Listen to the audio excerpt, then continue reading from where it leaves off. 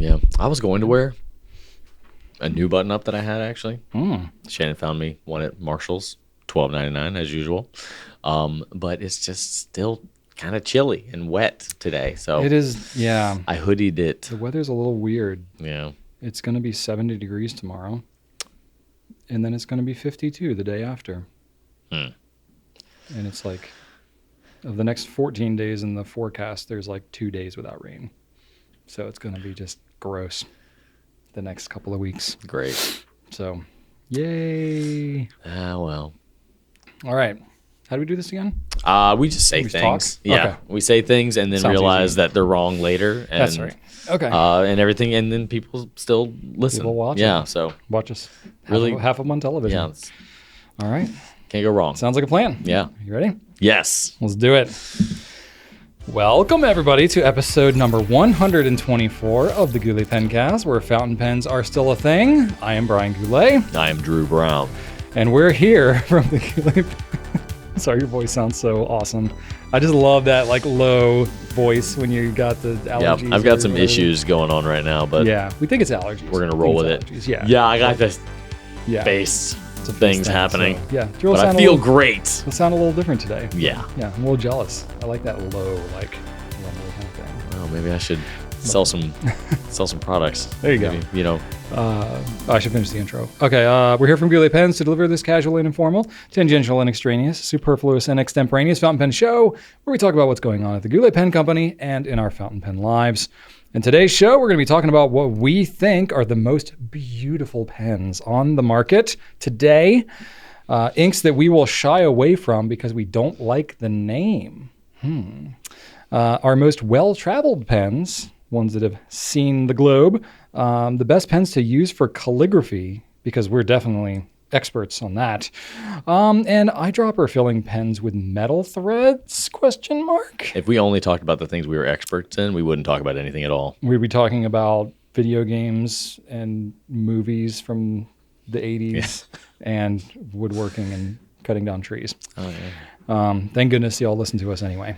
And then we'll be spotlighting the new translucent Pilot Kakunos, which those are pretty cool. And we have 2 weeks worth of activities to catch you up on because we did not record last week because somebody wasn't here. But it kind of worked out because I was sick anyway.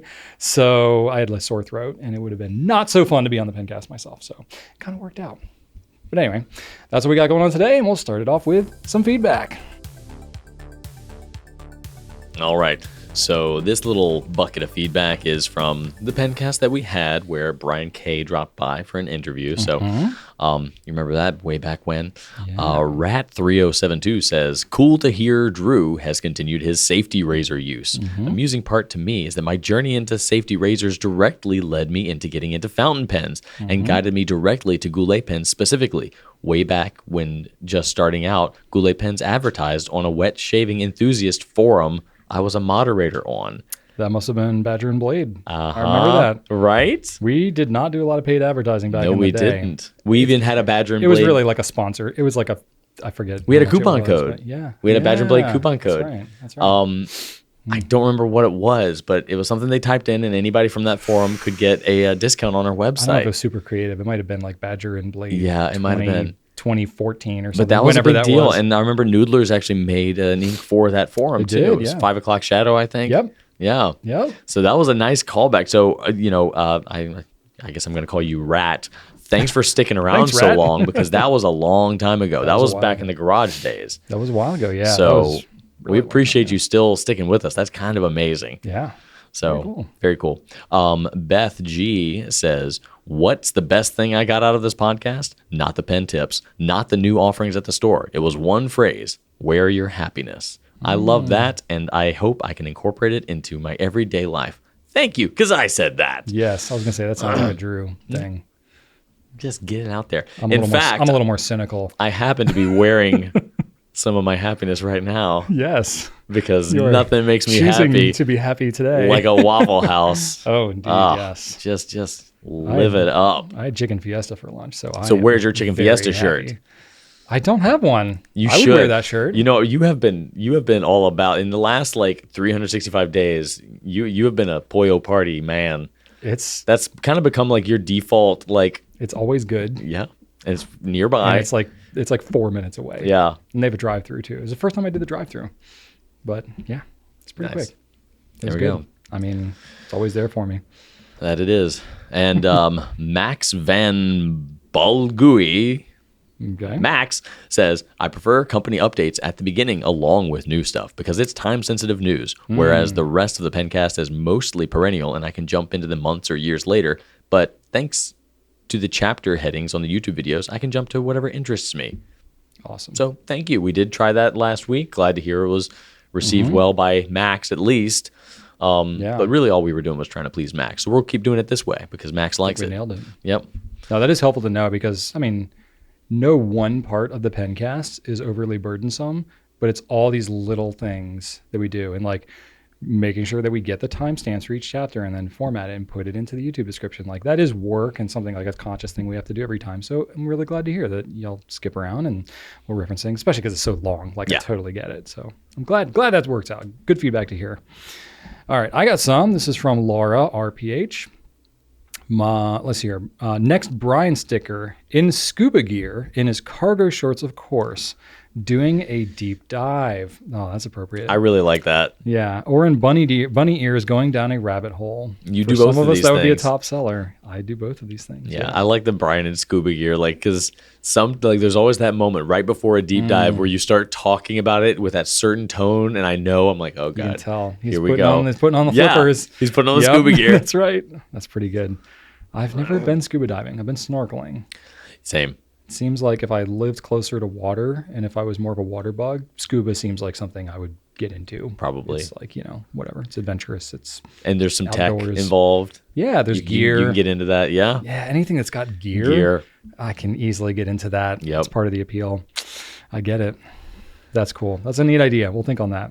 All right, left-handed clogger says Brian's commitment to, but I have to get free shipping is so deeply relatable. Exactly. Yeah. Last time we were choosing if we had to get started with fountain pens with only $100 budget, you were dedicated to hitting that. Well, I was trying to maximize that pen, ROI. There was a lot of comments under this one too. Yeah. Totally in agreement. Like, oh 100%. Yeah, of course, you got to get that free shipping. Definitely. Yeah. I mean, speaking as a business owner, there is no such thing as free shipping. I think we all kind of understand that to some degree. It has to be paid for by somebody somehow. So it ends up getting spread around and all that kind of stuff. But yes, when you can hit it, that is cool. And it's good value to you. And I totally get it because I do that for other things in my life too. I do buy other things besides fountain pens. And I get it. All right. Toby Kirk says the Brian K interview absolutely made my day. We need more Brian K. Hey, that rhymes. Well, good. Cause you're going to get that next week. I'm sort of spoilering myself from the company updates that we're going to do in a minute, but I will not be doing the Pencast next week. Brian will. So you won't get Brian, but you'll get Brian. So enjoy. And then Wooby says, Brian, have you checked out Euro Truck Simulator 2 / American Truck Simulator? I have not, but it is compelling. Just those names makes me want to think about that. I'm imagining that's like a truck hauler, like a truck. I don't know. But this is in response to you talking about how you were. What were you saying? Were you saying you bought the game, or you were thinking about buying the game? No, I was looking at it. I think it was called like Mud Runners or Snow Runners or something like that. So you ended up not pulling the trigger on that? I haven't. I don't have time for that right now. I was sick, and I was. That's the best time to play. No, not games. Like I'm sick so I can stay home and relax. It was like, no, I'm sick and I have everything still to do, so I have to do it all while I'm sick. That was kind of, my situation. Yikes. And my kids were both getting over their own illnesses too. And I think they gave me something, but it wasn't bad enough where I was like down and out. It was just bad enough where like I got to feel crappy as I still had to do everything. Since you told me about that, I so desperately, I desperately wanted it then, and I desperately want it now. I want you to play a truck driving game. That just would make me so happy. I think it can happen at some point. Yeah. Please. It sounds very doable. Do it for me, please. Okay. I will look into it. Thank you. I've at least thought about it here and there, but I haven't even looked it up yet. But I think it would be amazing. Euro Truck Simulator 2, you go. American Truck Simulator. I now have a couple to follow up on. All right, that's it for feedback that we got. Let's do a couple of quick company updates. All right, so Drew has a video going out that he thankfully recorded before he sounded like, he's been gargling gravel. So he's doing one on penabling. Or did one, I guess. It's already published at this point. So that was last week. You're going to have a What's New video this week if you're up for it. If you're up for it, right? Was that the plan? I'm doing it. Or is that next No, week? because we've got a vendor visit this week. Oh, that's right. Yeah, okay, so we're going to do that next week. Cool. Okay. Well, then never mind. When you're not here. That'll be I'll have plenty of time. Yes, you will. Because half your meetings get canceled if I'm not here. And then, like I just mentioned, Brian won't be here, but Brian will in the next Pencast. But we'll keep it going. And then I think we don't have any holes in the schedule for the foreseeable future. So yeah, you'll keep getting more of this. All right, let's move on to new stuff. All right, Pencast folks. Shooting this with my phone because it is Thursday afternoon when I'm shooting this. When we shot the Pencast on Tuesday, I didn't have enough info about the whole LAMY dark lilac thing, but quite a bit has unfolded in the last couple of days. So I wanted to at least get this in here for you all to share what I now know after the last couple of days. So for those of you who don't know, LAMY is bringing back dark lilac from 2016. It was their limited edition ink that went with the Safari special edition from 2016. It was a very popular ink. We did not have a lot of it. I think only a single batch was ever made and it was gone. So it's been this coveted ink that you have not been able to find very easily, obviously, after it hasn't been sold for 8 years. I was seeing bottles on eBay selling for $300 a pop. I mean, recently. So it's crazy. I'd heard rumors that it might come back. And I hadn't mentioned anything about that because obviously I wanted to confirm everything. But as it turns out, some retailers, I guess in Europe maybe had this ink, and LAMY had not officially announced this yet. And then somebody bought it, posted about it online, and then Pen Addict, Slack, and Reddit, and all these places started to kind of blow up of oh my gosh, it's coming back, but the color's slightly different. So that's been the drama. And because there wasn't an official announcement or anything, there's been a lot of speculation and I'm not going to say conspiracy theories, but, speculation about the motives or whatever. And just with the lack of information, it was anybody's guess. As a void to fill there. So I really wanted to talk to folks at LAMY and just see what's going on. It was just a lapse in communication, which I'll explain maybe why some of that happened in a minute. But what's important is that we were able to get a sample bottle. Literally, I got it yesterday. So we're working on, creating assets for it. We've already gotten a blog post up that you can reference. You can see the old versus the new, the comparison. I plan to do a much more detailed review, probably going to shoot a whole separate video specifically for that. So that'll be forthcoming, but it's going to take a few days to put that together. But I do have, the old and new right here. I was able to swap it up and look at some comparisons, these types of things. The color is slightly different. It looks more dramatic on a really ink resistant paper like, a Tomoe or something like that. So basically they tried to replicate the exact color of the ink, but one of the dye components, I believe one of the red dye components, literally is not made anymore. So they couldn't get it. So they did their best to try to recreate the original color, but they couldn't get it exactly. So, best of intentions. I know LAMY's motos were good, but the color's slightly different. It's slightly less vibrant purple. Maybe it leans a teensy bit more brown, not quite as magenta. And the sheen is a different color. So if you have a really ink-resistant paper and you're writing with something really wet and kind of heavy, then you're going to see a more prominent kind of green sheen as opposed to a very, very light gold sheen that there used to be on the old one. And so it does look a little bit different. But to most people, they would be like, it's a purple ink. What's the difference? So I think it's up to you as to whether you think it's a really drastic difference or not. But either way, wanted to get that information out there and talk about a little bit of why it's different. We got that blog post and we'll have the more full review explaining all the differences there. To add to the excitement, Yesterday, this is on Wednesday the 28th, LAMY put out a press release that they have sold LAMY, the company, to Mitsubishi Pencil Ltd. So that's the company that does Uniball. So I had no idea that was coming. That was totally news to me. And this is all as this stuff was unfolding. And what's interesting too is there's a New York Times reporter that had gotten wind of this whole LAMY Dark Lilac thing and thought it was an interesting for a story. So they had reached out to me, and that was as I was like waiting to get the ink and all this kind of stuff was unfolding. And then the LAMY news comes out about the sale. So that's all very new and recent. I have no additional information on that. Y'all can see the press release, but I don't know anything else at this point. But I can say it's interesting. You know, LAMY's been a family-owned company since 1930. This is a big deal. And LAMY's a big company, and Mitsubishi is an even bigger company. So, you know, it's very interesting. My hot take on it, just at the moment, not hot take, maybe my quick take on it is, you know, I understand it's a large company. LAMY has 80 different countries they sell in, over 15,000 retailers. That's a lot. That's complicated. I wouldn't want to run a company that big. And so I can understand why maybe they wanted to sell.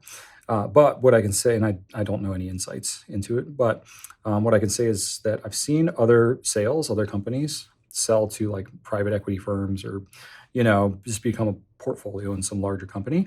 That doesn't seem like that's what's happening with this one. This is a writing company. Mitsubishi seems to be a very well-run company, very respected. They seem to have a vision for what they want to do with LAMY. So I'm actually, you know, optimistic about it.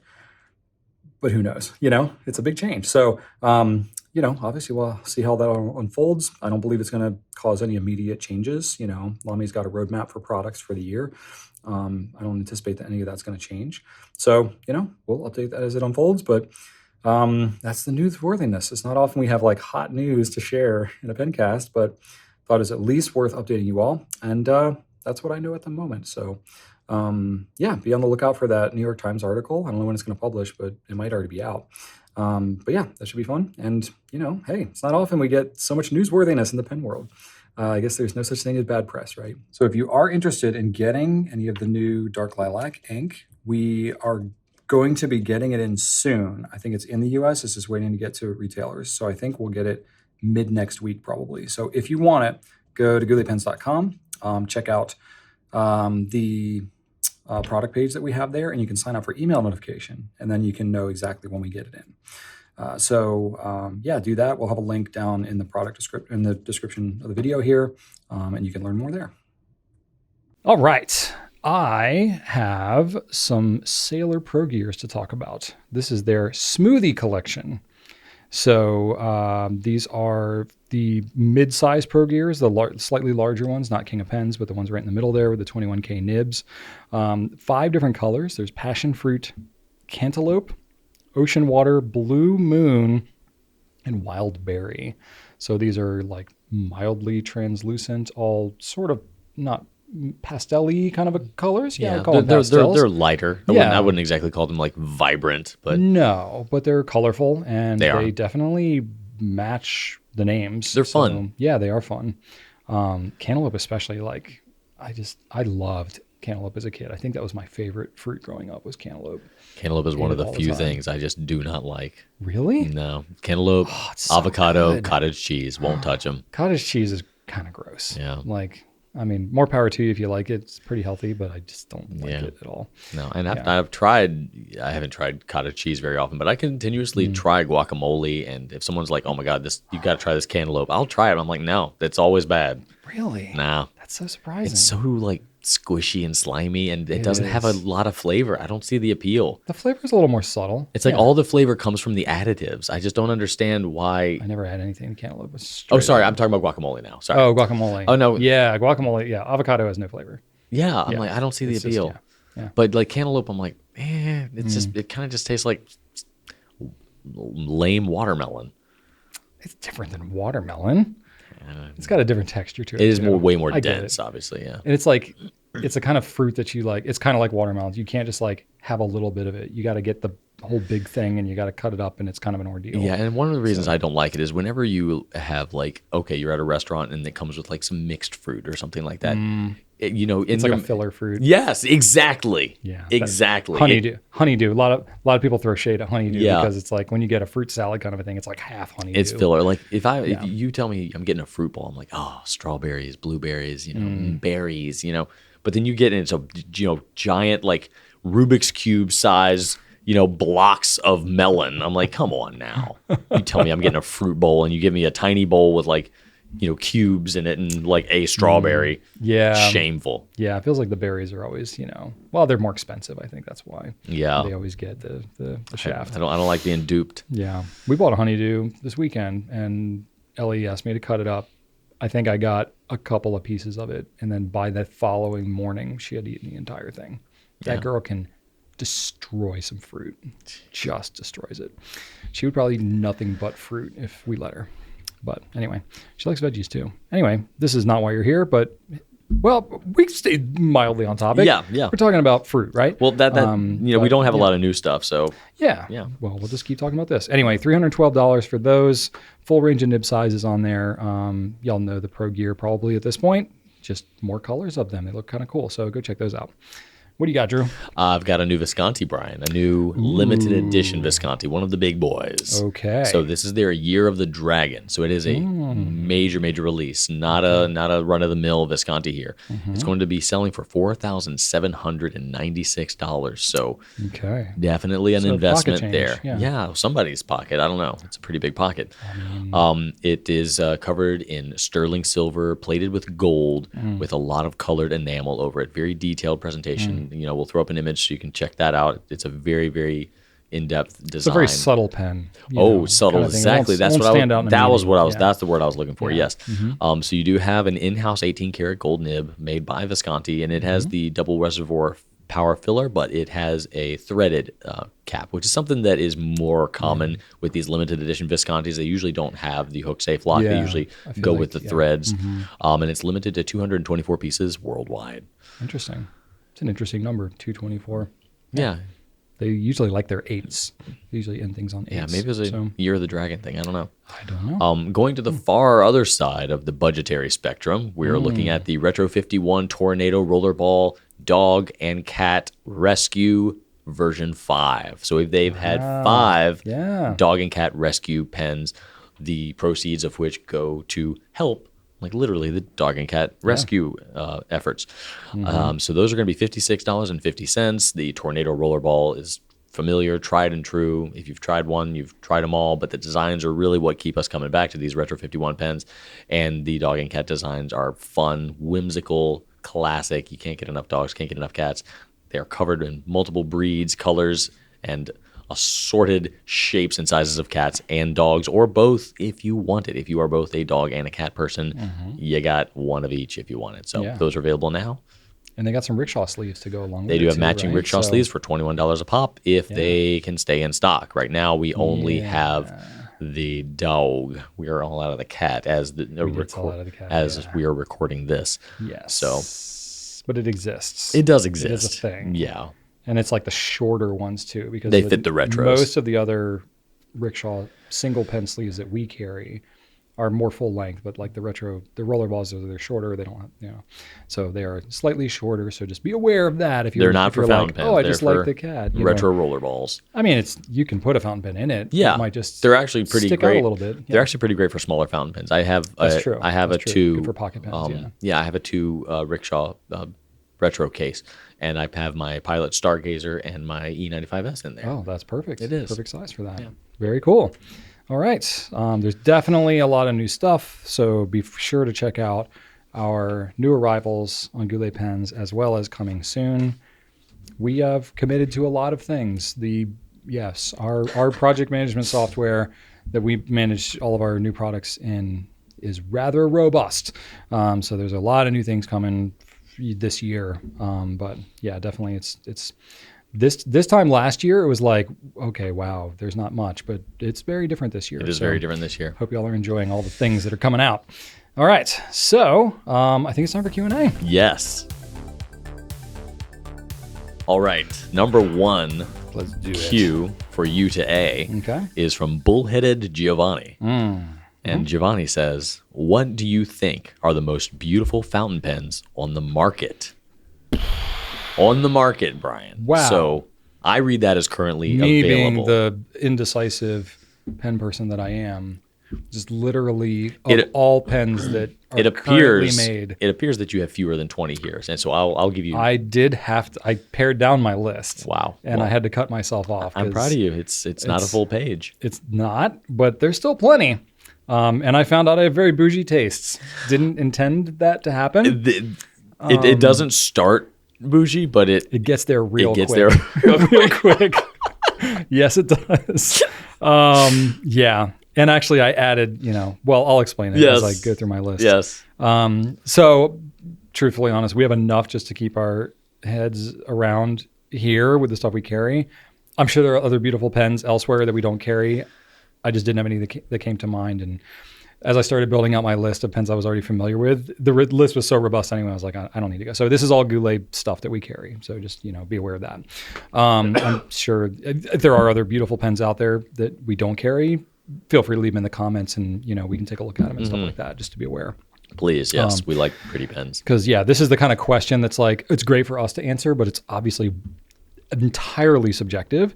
But this is also where we can get nice insights from you all, and you can get insights from each other about what pens you think are beautiful. So first one that I had on here, I was trying to start more attainable, accessible, because I thought it might get unreasonable pretty quickly, and it definitely did. So on my more attainable side, I had the Monte Grappa Elmo Beach. Now, this is our exclusive, so I'm obviously a little biased on this, but I love this material because, first off, I love swirly materials. I love swirly contrast. So the blues with white swirls, that kind of thing, when it can be not that hazy sort of blended together, but really distinct color swirls. That to me looks really beautiful. And this one in particular kind of reminds me of some the early Canalea pen stuff that you would see, where it was early Jonathan Brooks materials, where it kind of told a story throughout the resin. We were able to get that effect on this Elmo Beach. Almost like a landscape. Yeah, that's kind of what this Elmo Beach has going on. So, the turquoise color is beautiful, but then it just literally looks like a beach. And I love that look. I follow a lot of people on Instagram and stuff like that do resin pours over top of wood things, decorative art stuff. And this exact aesthetic of pouring a turquoise or blue and then having some white swirls and then blending that in and making it look like a shoreline with the waves crashing. That is exactly what this pen looks like. So I just think it's gorgeous. And of course you get that rhodium plated steel nib on these things. It just makes, Monte Grappa's steel nibs are just that little bit nicer looking than your average steel nib. So all around, I think that pen is just absolutely beautiful. And just the shape of it, the balance is nice. The clip is really complimentary. So it's a really good, beautiful pen. And then I quickly went into the four figures. But towards the end of my list, I was like, I have another one that's a little cheaper. So I put that up closer to the front here. So I'm progressively getting more expensive, and then I'm just off the rails very quickly. But the next one I have is the Platinum 3776 Sands of Komodo. So this is a North American exclusive. It's honestly not that different of an aesthetic than the Elmo Beach. It's a beautiful turquoise color, more leaning on the blue side of turquoise than green, and it's got rose gold trim. So it's a translucent turquoise rose gold trim. It just looks so good. I remember when I saw it for the first time, it was before the pen had been released. I got to see a pre-release kind of launch. We saw our distributor at, I think it was at the DC show actually last year. 2 years ago, last year, it must have been last year. And I got to, they had the pen and they were like, do you want to see the pre-release sample? And I saw it and I was like, oh, yes. Do you think it was their best one since Kumpu? Oh, well, Kumpu was amazing. Since Kumpu, the best one since then. Best is subjective, but it's been my favorite. Yeah. I think because they've done a lot of whites and clears and very subtle colors. Yeah. This one is much louder. Yeah. I really like I love the color. The rose gold complements it perfectly. So I really like that one. And then everything else I have is really expensive stuff, but that's okay because we can all look. I don't have any of these I don't have most of these pens. I have one of the ones on my list further down. But anyway, it's basically all Mach-E stuff. I just couldn't. I mean, it's like when I was looking through our site and I was looking at the pictures, I was like, oh God, these are just so beautiful. That's like the point of these pens. Yeah, it's art. Yeah, it is.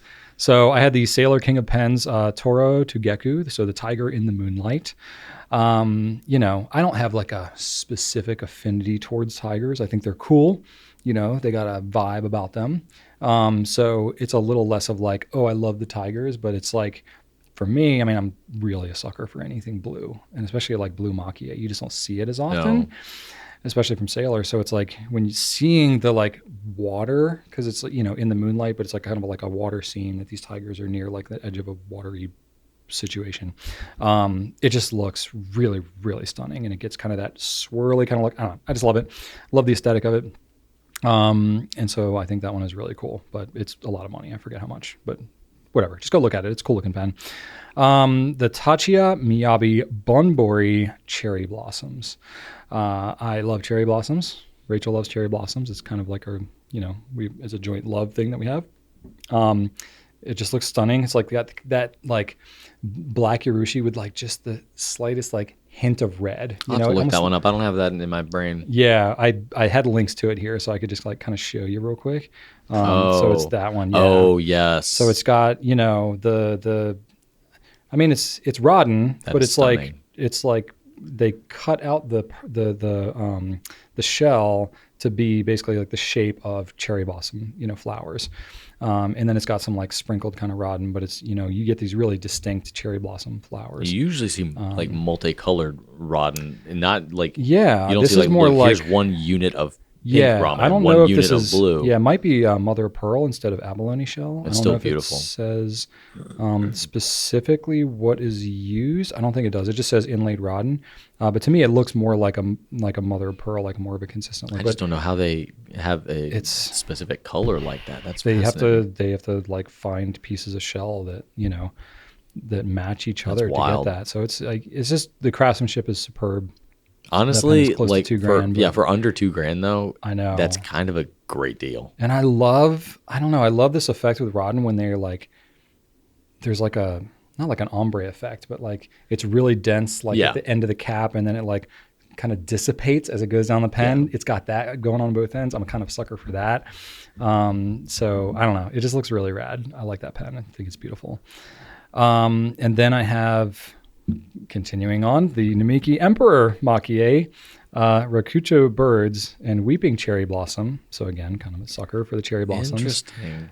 There's, you know, emperors are usually really, really detailed. I mean, Namiki does a phenomenal job. I think in terms of like quality of the craftsmanship, you really can't top Namiki in terms of their Mach-E. This one also has the rodden like kind of stuff going on but the cap, which I'm a sucker for. But I mean, the color on the bird and just like the flowers and the pattern, like it's just, there's a lot of great details on here. I'm not going to say it's like my favorite emperor they've ever done, but of the ones currently available, this one is definitely the one that jumped out to me. I get tattoo vibes from this pen. Yeah, the bird kind of looks like a, you know, kind of like classic tattoo colors. Okay, yeah, interesting. I like it. That's cool. But you don't often see things like green and red and yellow, like these blues and stuff. I don't know. The bird itself especially has a lot of color going on. I just think it's really beautiful. So yeah, that's kind of cool. Let's see here. What else? This is a little more subtle, but the Namiki Aya pen. You are a fan of the Aya. I love the Aya. It's a big pen. You know, it's a nice canvas. I mean, all these Mach-E pens are pretty big. Specifically, I said the Tokiwa green one. That one. That's a good one. That's the one with kind of like the hills, right? It's got the hills and it's got like rodden dust kind of sprinkled throughout it. And it's one of the more visible ones, I think. Like I like blue, but I think the blue against the black, it's harder to see. It's a little subtle. The green, I think, is a little bit more visible. I think that's my only complaint with the Aya is that I think that sometimes the colors are a little too subtle. They're very subtle. But the green, I think the green's my favorite too. Yeah, I love the rodden sprinkle throughout. It like really does it for me. If it was just the hills, I'd be like, oh, okay, because green is not like my go-to color necessarily. Usually blue is. I wonder if they had like the Rodden dust kind of sprinkling on the blue one. Yeah. That would probably be my favorite. Maybe. That one kind of puts it over the top to me. So that, and then couple that with that two-tone Mount Fuji Namiki, the number 30 nib that's on there. I mean, the Emperor nib is also gorgeous. It's got the same Mount Fuji on it, but that's just a beautiful nib. And then last but not least, this one is also Urushi, but it's not full-on Maki-e like the crazy design. It's the Pilot Custom Urushi Vermilion. So again, red is not necessarily like, oh my gosh, I have to have red, but vermilion is like its own thing, and it like is beautiful, and I appreciate it for what it is. It's super, super traditional Urushi color. And that custom Urushi, I just friggin' love that pen. And that's got the same number 30 nib that the Aya has, but it's slightly more affordable. You do have one of those, right? I did. Yeah. You don't have an Aya though, do you? I don't have an Aya. You should have an Aya. I couldn't justify it. You should have an Aya. Yeah. It's not me you got to talk to about that one. Oh, man. But, the I cool. hear development reviews are coming up soon. Do you get like some sort of bonus or something? Can you put that into your? I don't get spot bonuses. Can you ask Rachel to give you an evaluation so that you can? Oh boy, I don't know if I want Rachel's evaluation. I think I'm good staying in the dark on that one. No, but the Pilot Custom Urushi, beautiful pen. It's, I don't know. I don't even know if I could say that it's more like reasonable than these other pens, because it's also it's the pen is a bit extra. I think the Aya has reasonability going for it, despite it's more subtle, and it's a large pen though. As far as bang for buck goes, well, yeah, I mean, pretty the Aya, solid. Yeah, the Aya, you're looking 3,500, something like that. So it's still an investment. It is, but any other pen that size with any sort of Maki-e work on it is going to be twice that. It's going to be a lot. Yeah. Tachi has got some really good. Tachi, yeah. As far as bang for the buck, you got to go with Tachi. Like to me, like the fit and finish, like the polish on the Tachi Maki-e versus Namiki is not of the same caliber, but it also doesn't feel like it's not garbage. Like it still looks incredible. They're a little bit more liberal with their kind of exploratory art. Yeah, they do a lot of different designs and stuff like that. Namiki is like, you can tell that very traditional. That literally hundreds of years that they're keeping in that tradition. And generally, Maki-e on a black canvas. It's rare that they put it on a different canvas. Outside much, yeah. But like you said, with the Sailor Tiger pen and Tasha, they'll put some Maki-e on a different sort of canvas too. Yeah. But the Pilot Custom Urushi, I mean, that one it's a more conventional pen. It's not a limited edition. Most of these other ones are limited. But it's just it's a simple, beautiful, very large pen that writes phenomenally. So I like that one. So there's a lot of other ones I could have mentioned. Literally I could put pretty much any Maki-e pen on here because I think they all look amazing. And yeah, that's it. That's where I'm going to stop myself. Well, I'm really glad that they mentioned, in this case, Giovanni, on the market, because that helps me a lot, because there's a lot of pens no longer available. Oh, sure. Oh my God, so many. Yeah. So that was helpful. Honestly, I'm going to start low. The first pen that came to my mind was the Pilot E95S. Yeah. I think that as far as there's nothing I don't like about that pen visually. Specifically the maroon and the ivory. I mean, that pen looks so gorgeous. I like every time I use it, I just stare at it. I just think the profile, the colors, everything about it works so well together. It is absolutely gorgeous. And even just the lines, like the gold lines on it. It looks like pinstriping on a car. Absolutely. It's just like, designing that pen, I wouldn't have thought to put that there, but the fact that it's there, you're like, oh yeah. That just seems right. It's perfect. I love it so much. And just because it is, it's the most affordable gold nib that I believe is currently on the market, doesn't mean that it doesn't deserve a spot as one of the most beautiful pens I've ever seen. Nib. So yeah, I mean, 100%. Jumping up way in price is the David Oscarson Koi. And, I almost mentioned Oscarson on here. All of the Oscarson stuff is amazing. His sea turtles and his koi, though, jump to the front of my list. The koi, I think, is a little bit more detailed than the sea turtles. But if you hold one of those in your hand, if you ever have the opportunity to go to a pen show and to see David Oscarson's booth and have the opportunity to hold one of these up close and see the level of detail in these pens, you will get lost in them. They're every bit as complex as a Maki-e pen, but they have a depth to them that is just alluring. They have textures. They've got guilloche happening below the lacquered surface, or it's a glass surface actually. Yeah. It's just an incredible thing to behold, and a pen you could stare at for hours. So I think that they're all beautiful, but Koi, I think, takes the taco on this one. I did not choose any Maki-E. I went back and looked, and what is my current favorite? I don't know. But really, I think in general, and this might be a hot take, I think Chinkin is prettier than Maki-E. That is a hot take. I don't think most people are with you on that one. Yeah, it is beautiful though. I prefer the simplicity of the Chinkin pen, and I also prefer it's like you can I think visually more connect with the handwork on a Chinkin pen more so than a Maki-E pen, because you can almost see every single stroke that the artist did. Yeah. And when you see a Maki-E pen, you see the painting, and a hand did that, but it's almost so complex. It's like there's like layers built up, so you can't necessarily see each stroke of the it's like brush. it's kind of like seeing a big brushed kanji character or something like that, where sometimes that is more impressive in its simplicity, because you can see stroke, like, wow, that's just it, the way it comes together. So I think Chinkin, the engraving aspect of the Chinkin, to me connects more on a beautiful level. So and I honestly picked a more simple version. So the Pine Tree Chinkin pen is one of the more simple ones. They've got the cat and the rooster that are more complicated, and the dragon. But as far as what I find beautiful, I like the simplicity and the overall coverage and the balance of the Chinkin Pine Tree pen. I think that it covers the pen in a really good way. There's not like one point of it like the cat or like the dragon or the tiger or the rooster, where it's like, okay, all of your focus is on this middle part. I think the Pine Tree does a good job, and the cherry blossoms too. A good job in kind of balancing out the art from top to bottom. So that pen has always had my heart, will continue to have my heart. That is a cool looking pen. I would love to have that one day. We'll see. Yeah. And currently still available is the Sailor Kabazaiku pen. I don't believe it's going to be available. I think that what we have is it. I think once they're sold, they're going to be gone for good.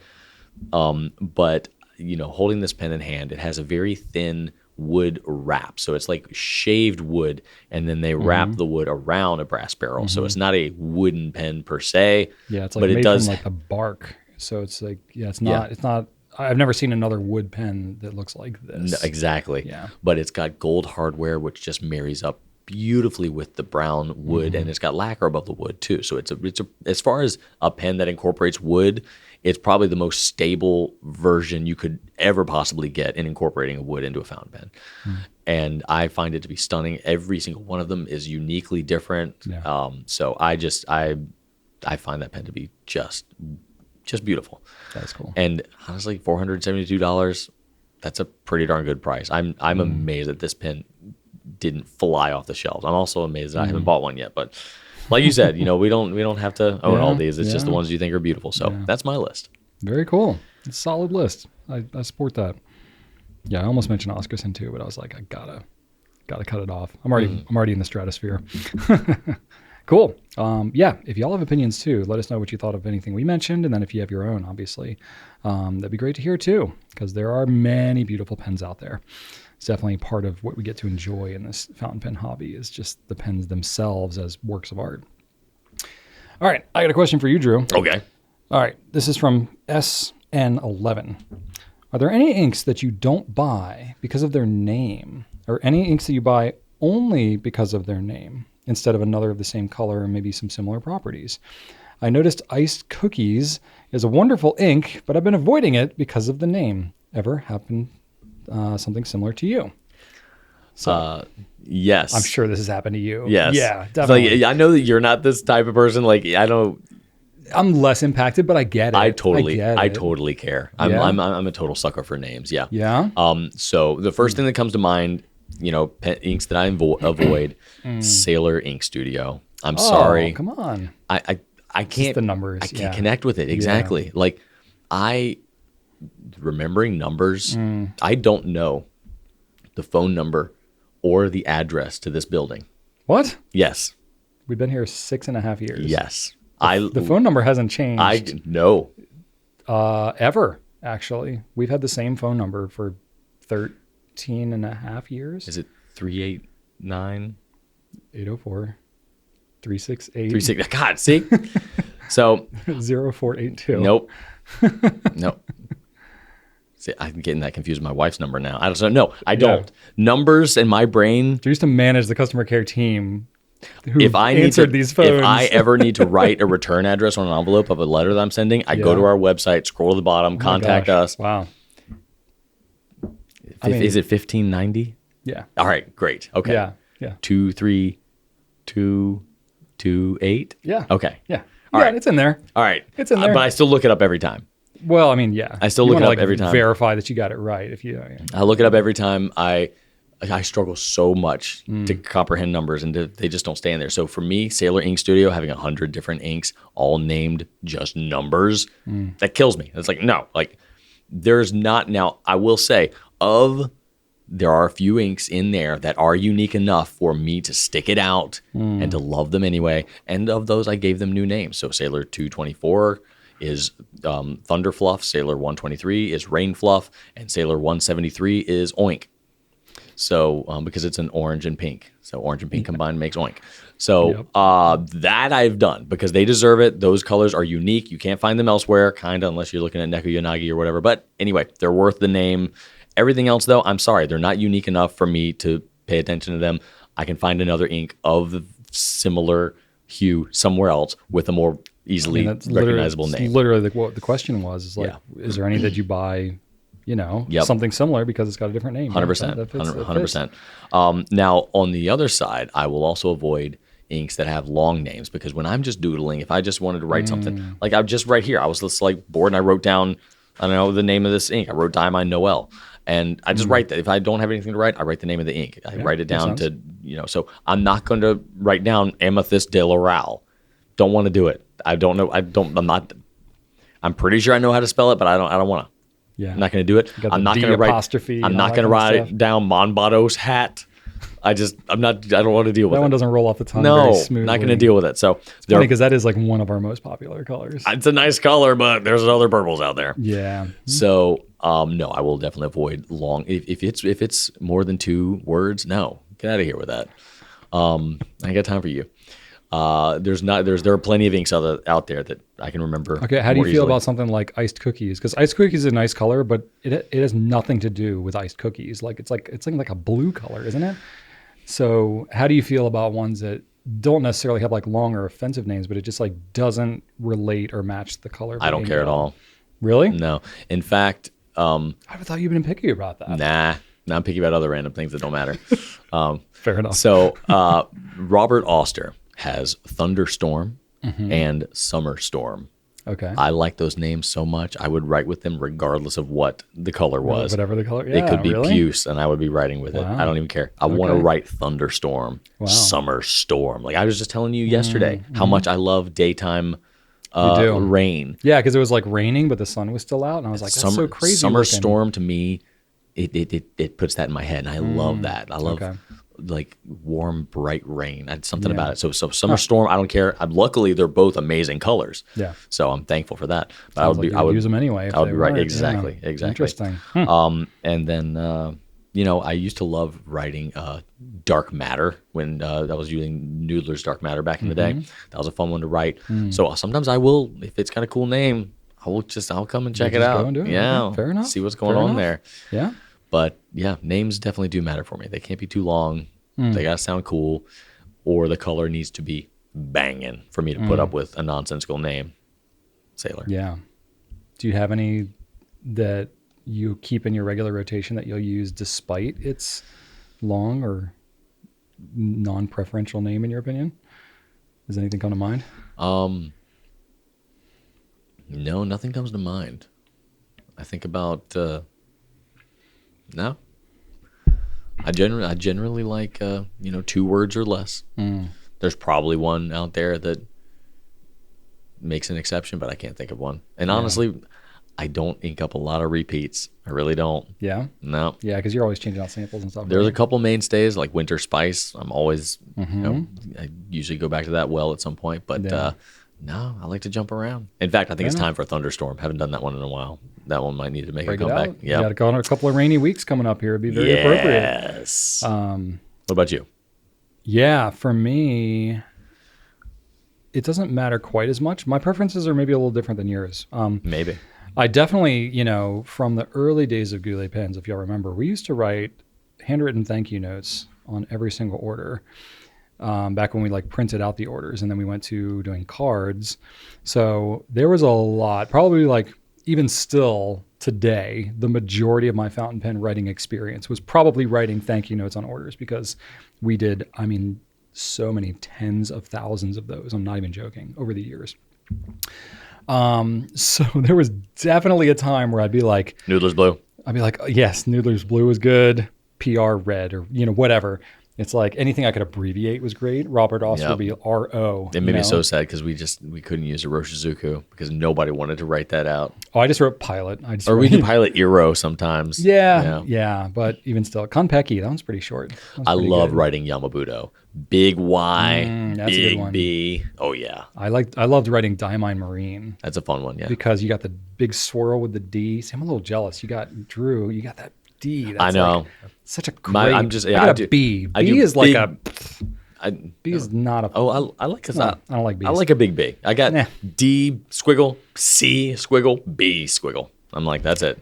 Oh yeah, that's right. You got the B in the last name. DCB, baby. I don't like the B. My B's are not very flowy. Oh. Because it's all disjointed. You have to like. You can't Woo. just move continuously. Yeah, you do a line. Okay. And then, yeah. See, I don't. Yeah. You know what else I can do? I can also do my initials like this.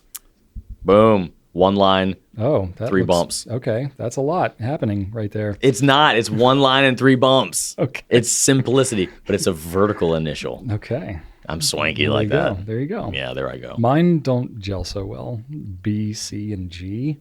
There's a lot of conflicting shapes happening. With G's are fun to write though. Yeah, they're okay. Well, I don't write cursive uppercase G's. Yeah, that's what I have to write. No, I get literally all the time. I don't deal with it. Every signature, B's and G's. That's what I got. It's a print G. Yeah. I just say screw it. No, I'm not going to do it. Yeah. You know what else I'm really terrible at? I'm tangenting a little bit here, but in my own last name, G. So I got the big weird G, which I never do consistently, and then like OU. Okay, that's fine. But then I have the looped L, and then the little E, and then the T, which I then have to come back and cross. Mm-hmm. Half the time I have, no loop on my L, and then the T I end up looping. Yep. Oh yeah, all the time. Or like I do the L and the E are like the same size. Well, I've got that happening. I've got that if I ever write out my middle name, Clayton, I've got the L and the T there. Yeah. Yep. And exactly. 100% garbage. Same kind of thing. Garbage. Right? Yep. It's just ever present. No consistency. Goulet is not. It's not the easiest last name to write in cursive. There's worse ones for sure, but it's just there's a lot of just like weird stuff happening in there. Yeah. I love uppercase L's. Those are amazing. Those are pretty uppercase cool. D's are pretty good too. I actually like L's. I think are my favorite. I actually think that Goulet is cool because you can end your word on a T. That is true. Like when I'm signing it and I just like, just go across in the back. I actually do a T in one stroke. I go up, down, poof. Oh, okay. Kind of like like when you're doing a star all in one line. Yeah. Up, down. There are definitely times. Most of the time, I'm crossing like both my L and my T. Nice. So if I'm not looping my L and am looping my T, and I have a cross over both of them, nobody's gonna know what my name is anyway. So it doesn't really matter. Goulet, whatever. I'm like, it's Goulet, like Chevrolet. And then people are like, oh, okay. Americans, that's like the way that they know it. Anyway, what were we talking about? I don't think it was anything about this. Oh, ink colors, yeah. So if I like the color, I'll get the ink. And the name won't really deter me that much one way or the other. Now, back in the day, I used to love, like one of my favorite colors early on, was Private Reserve DC Super Show Blue. That one is a nightmare to write over and over and over and over and over again. So I would abbreviate. I would do all this crazy stuff. If you have one of those early notes from me, I don't even know if you know what ink that was, because it'd be like PRDCS blue or whatever the heck. Supper blue. I abbreviated all kinds of things. But it was a great color, though. I loved that color because it's like very vibrant blue. But yeah, that one was pretty crazy. I like Diamine Marine was a good one. D is good, nice and flowy. And then diamond, just the IA, like M's, I-E-N-E, boo, ba. You're just like, Yeah. you can go really fast with that one. So I liked that one. Marine, same thing. That was really good. And then let's see here, what else? Yeah, the only time that I avoid using an ink, like I mentioned, is when I have to write it out a lot and it just is really long, or I can't spell it, or it's got too much, of the complicated letters that I mess up all the time, T's and L's and stuff like that. Those are not necessarily my favorite, or Z's and Q's and stuff like that. I'm not the best at. But yeah, pretty much like if I like the color, I'll just use it. Great. I was trying to think of like specific examples. I really don't necessarily have any. It's really more about the ink. How do you feel about the Ink Studio inks? Are you fine jumping in there? I mean, for me, it's like I can't remember which one is which. Yeah, that's my thing. It's less about like I avoid using it because of the name. It's more just like I can't really remember one to the other because I'm kind of like you, like the numbers are not my forte. It's like, and I'll find what, like, honestly, there was a time recently, I believe it was one of your LAMY videos where you had recommended an Ink Studio ink. And I'm like, wow, that's a really good ink. And now I'm like, I don't know what it was. Don't know which one it is. Yeah. Because it's just a bunch of digits. Yep. Yeah. Which, shame. I mean, they've got great inks in there. Beautiful colors. I mean, if you look at the whole palette, the Ink Studio is 100 colors. If you look at the whole palette, there is more or less an order to the numbering. So once I understood that, it was kind of like, oh, okay, I can, I still can't, like, you can't tell me a number and I'd be like, oh, it looks like that. But you at least kind of know like light to dark and, hue and stuff like that. It gets, it moves over and all that kind of stuff. But, still it's a lot to remember. So yeah, I don't know. Less picky, but I get it. All right. Ready to move on to 3? I think so. All right. Una Tuna says, what is your most well-traveled pen? Mine is my vintage Waterman Felius. For example, it has been to more countries, states, or cities than the average American. Where has your pen traveled? Why that pen and not another? Any souvenir, marks, or dings or on the pen to remind you of a particular place or experience? I carry a lot of pens around with me. So I don't necessarily have like one most traveled pen probably. Because usually, especially if I'm actually traveling somewhere, I'm always bringing multiple pens.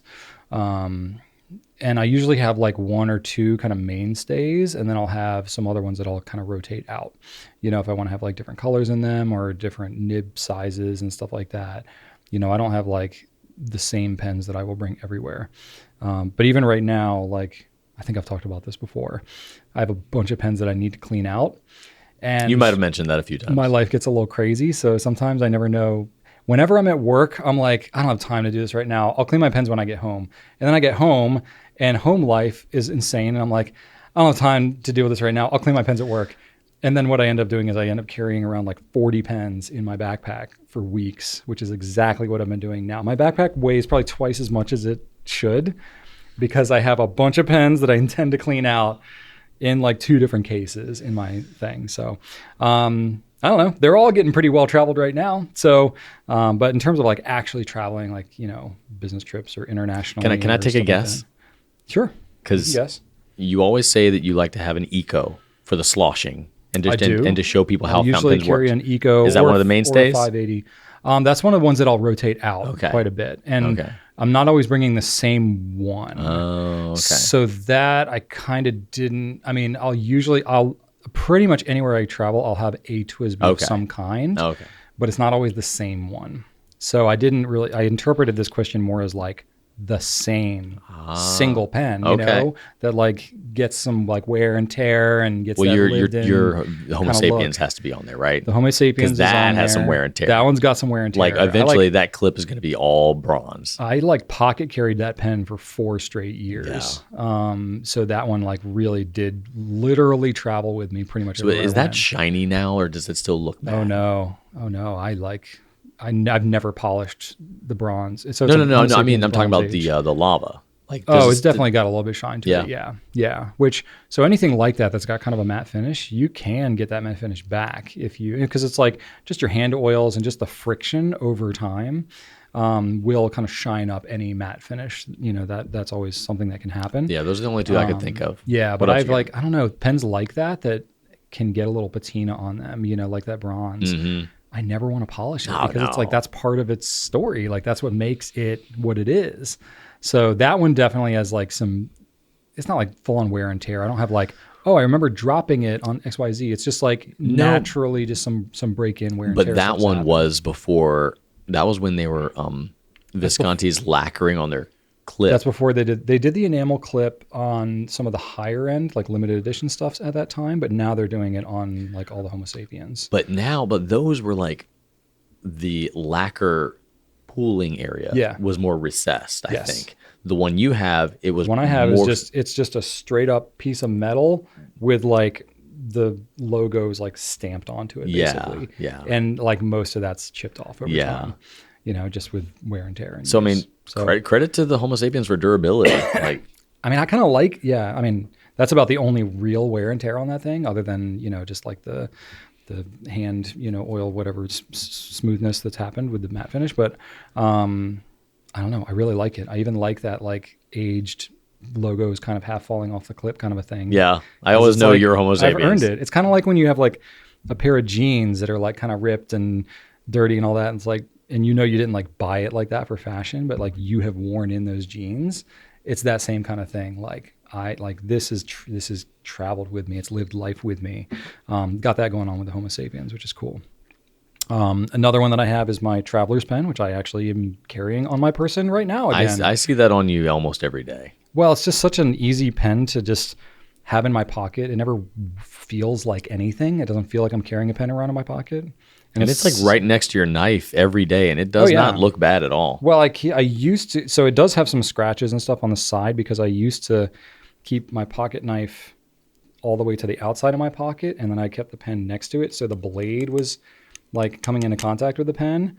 But now I do it the other way. So I keep the pen on the outside of my pocket. So it's really just the like plastic, you know, here. There's a little bit of metal like right here, but that doesn't really touch the pen.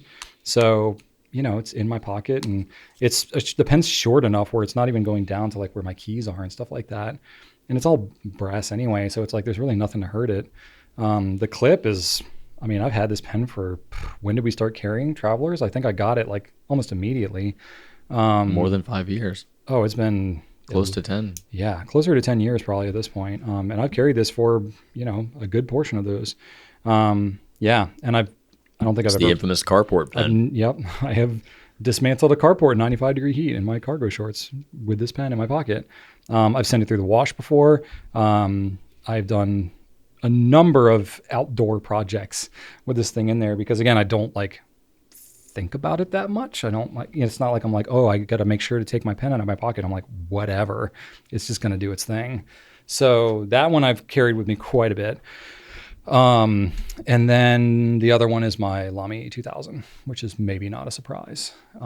That one I have had a couple different ones, but I usually have a fine nib 2000 as my mainstay. And that just like, right now I keep that clipped in. I've got I got a couple different notebooks I'm carrying around, but like my old school Olive Traveler's notebook, which I've had for probably 7-8 years maybe, you know, LAMY 2000 just sticks right in there. I don't have to worry about it at all. And yeah, I've got the endless one that we did, the Goulet exclusive one. Where is that? The not cactus leather book. Yes, exactly. I've got that one in here too. And that one's got a LAMY 2000 in there as well. So I don't know. That's a great pen to just like have in a notebook, you throw it around. Whatever. I've been using that book a lot. I love it. It's good. Yeah. It's like, I don't know. I do like the form factor of this because I can actually like stick this in my back pocket and walk around with it if I need to, or like in a cargo pocket or something. This one's just a little bit too big. I like it though because it lays flat and it's so much easier to write on. It is. You can definitely write the thin ones. Like it's always wanting to shut on me. I have to like, smash it down with something. Yeah. I mean, this one is okay because I can, if I'm just writing, I mean, if I'm writing like paragraphs, I'm like, okay, I feel like I'm writing like a newspaper article. Yeah. You know, it's like this long skinny thing. But for like quick notes and bulleted things, lists and all that, this is like perfect for that. So I am carrying both right now. But yeah, LAMY 2000 is a perfect pen because it's thin enough. It's super durable, so you don't have to worry about it, especially for traveling. You know, I don't like to have a lot of, I mean, the TWSBIs are pretty good about like not leaking and stuff like that because they do still really well sealed.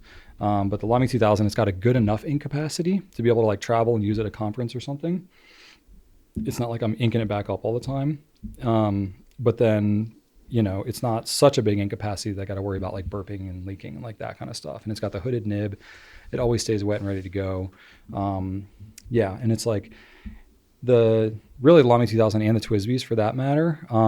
Not so much the Homo sapiens that I got to keep an eye on that pen. Like if I want to use it somewhere, I'm not just like leaving that out on the desk while I go to the bathroom at a conference.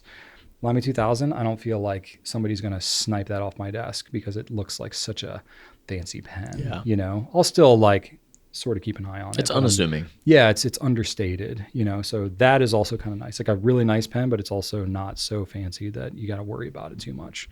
And if I lose it or, whatever, forget it in an Uber at the airport or something, I'd be sad, but it's replaceable, So yeah, those are, I would say those three, probably the LAMY 2000, the Homo sapiens, I'm not carrying on me as much these days, but the Traveler's Pen for sure, and the LAMY 2000. And then I have like a steady rotation of other stuff that I'm keeping with me, but those ones have stood the test of time for me.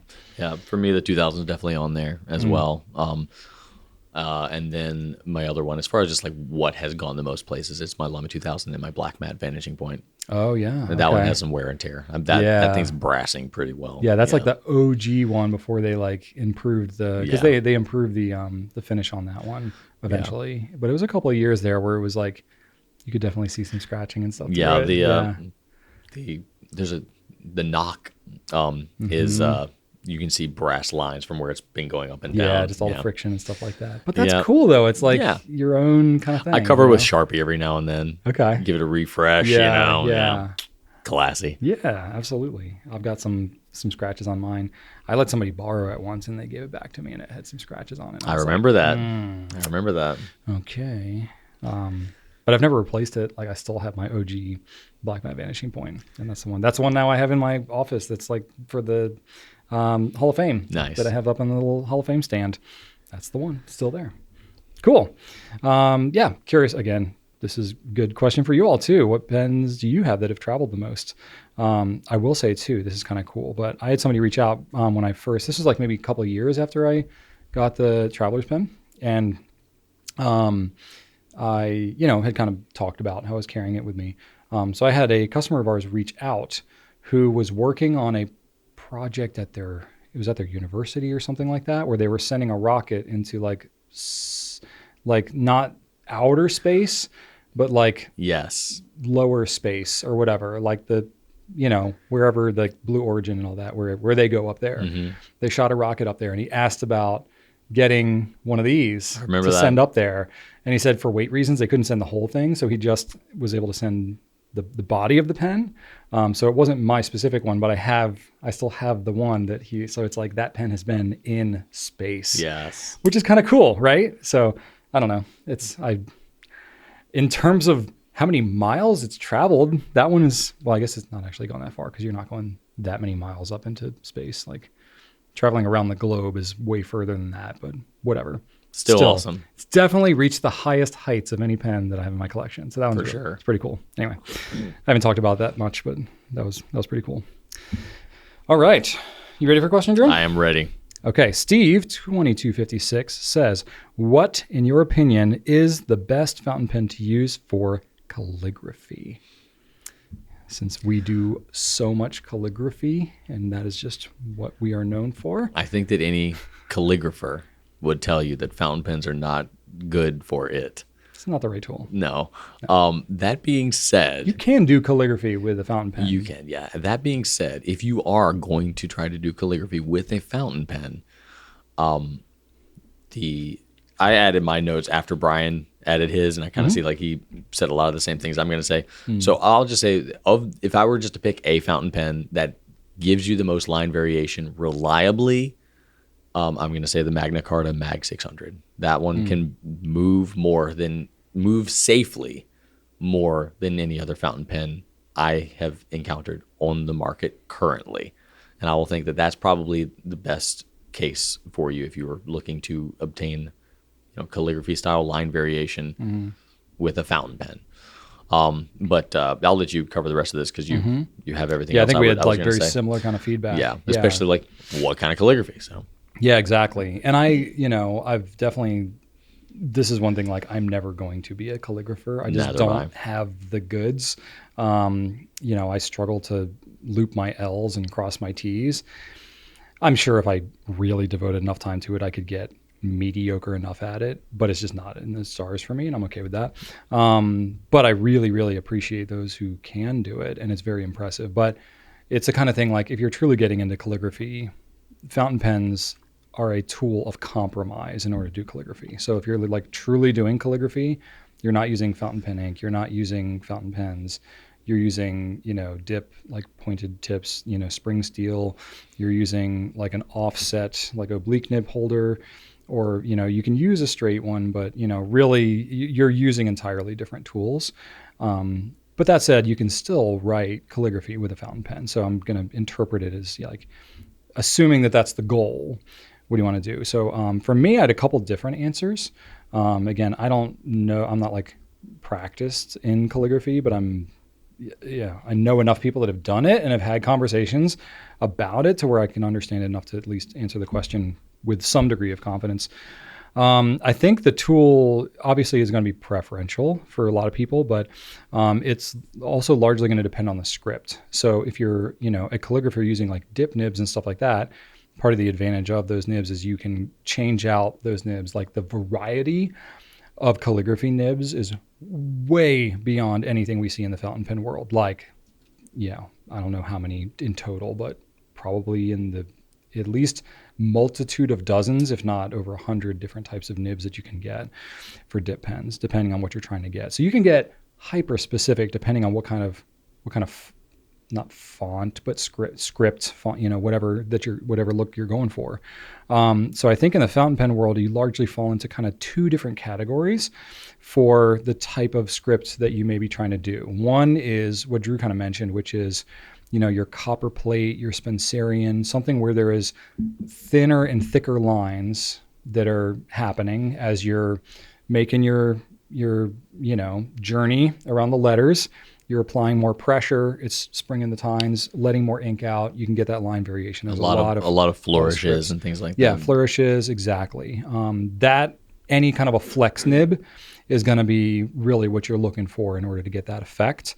There are some nibs that have different grinds to them. I'm thinking like the Sailor Zoom nib and the Naginata Togi and stuff like that you can sort of get that effect, but I don't think that that's meant to get so much variation around single letters as you're writing. That would be really kind of challenging. You would really be drastically changing your hand a lot as you go. So those are not ideal for that per se.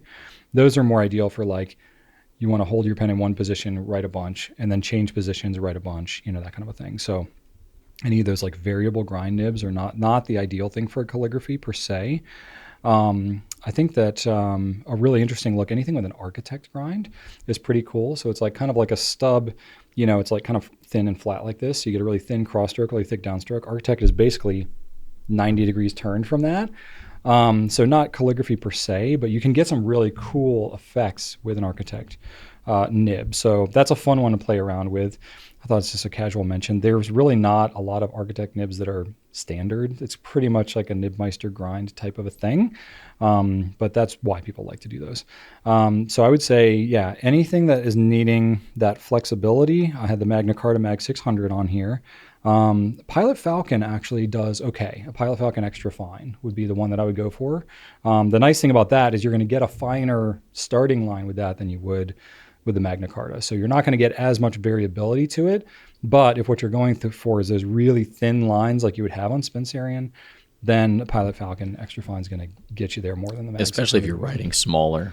Yes, exactly. Which that's not necessarily the goal when you're writing in some of these scripts. Some of it you have to just write bigger. I like to use a Pilot Falcon and Extra Fine, but I do find that the larger you write, the more uncomfortable it is, and the pen doesn't like to. The feed you isn't. You got to go really slow too. Yeah. You got to take your time, but it can be done for sure. Yeah, definitely.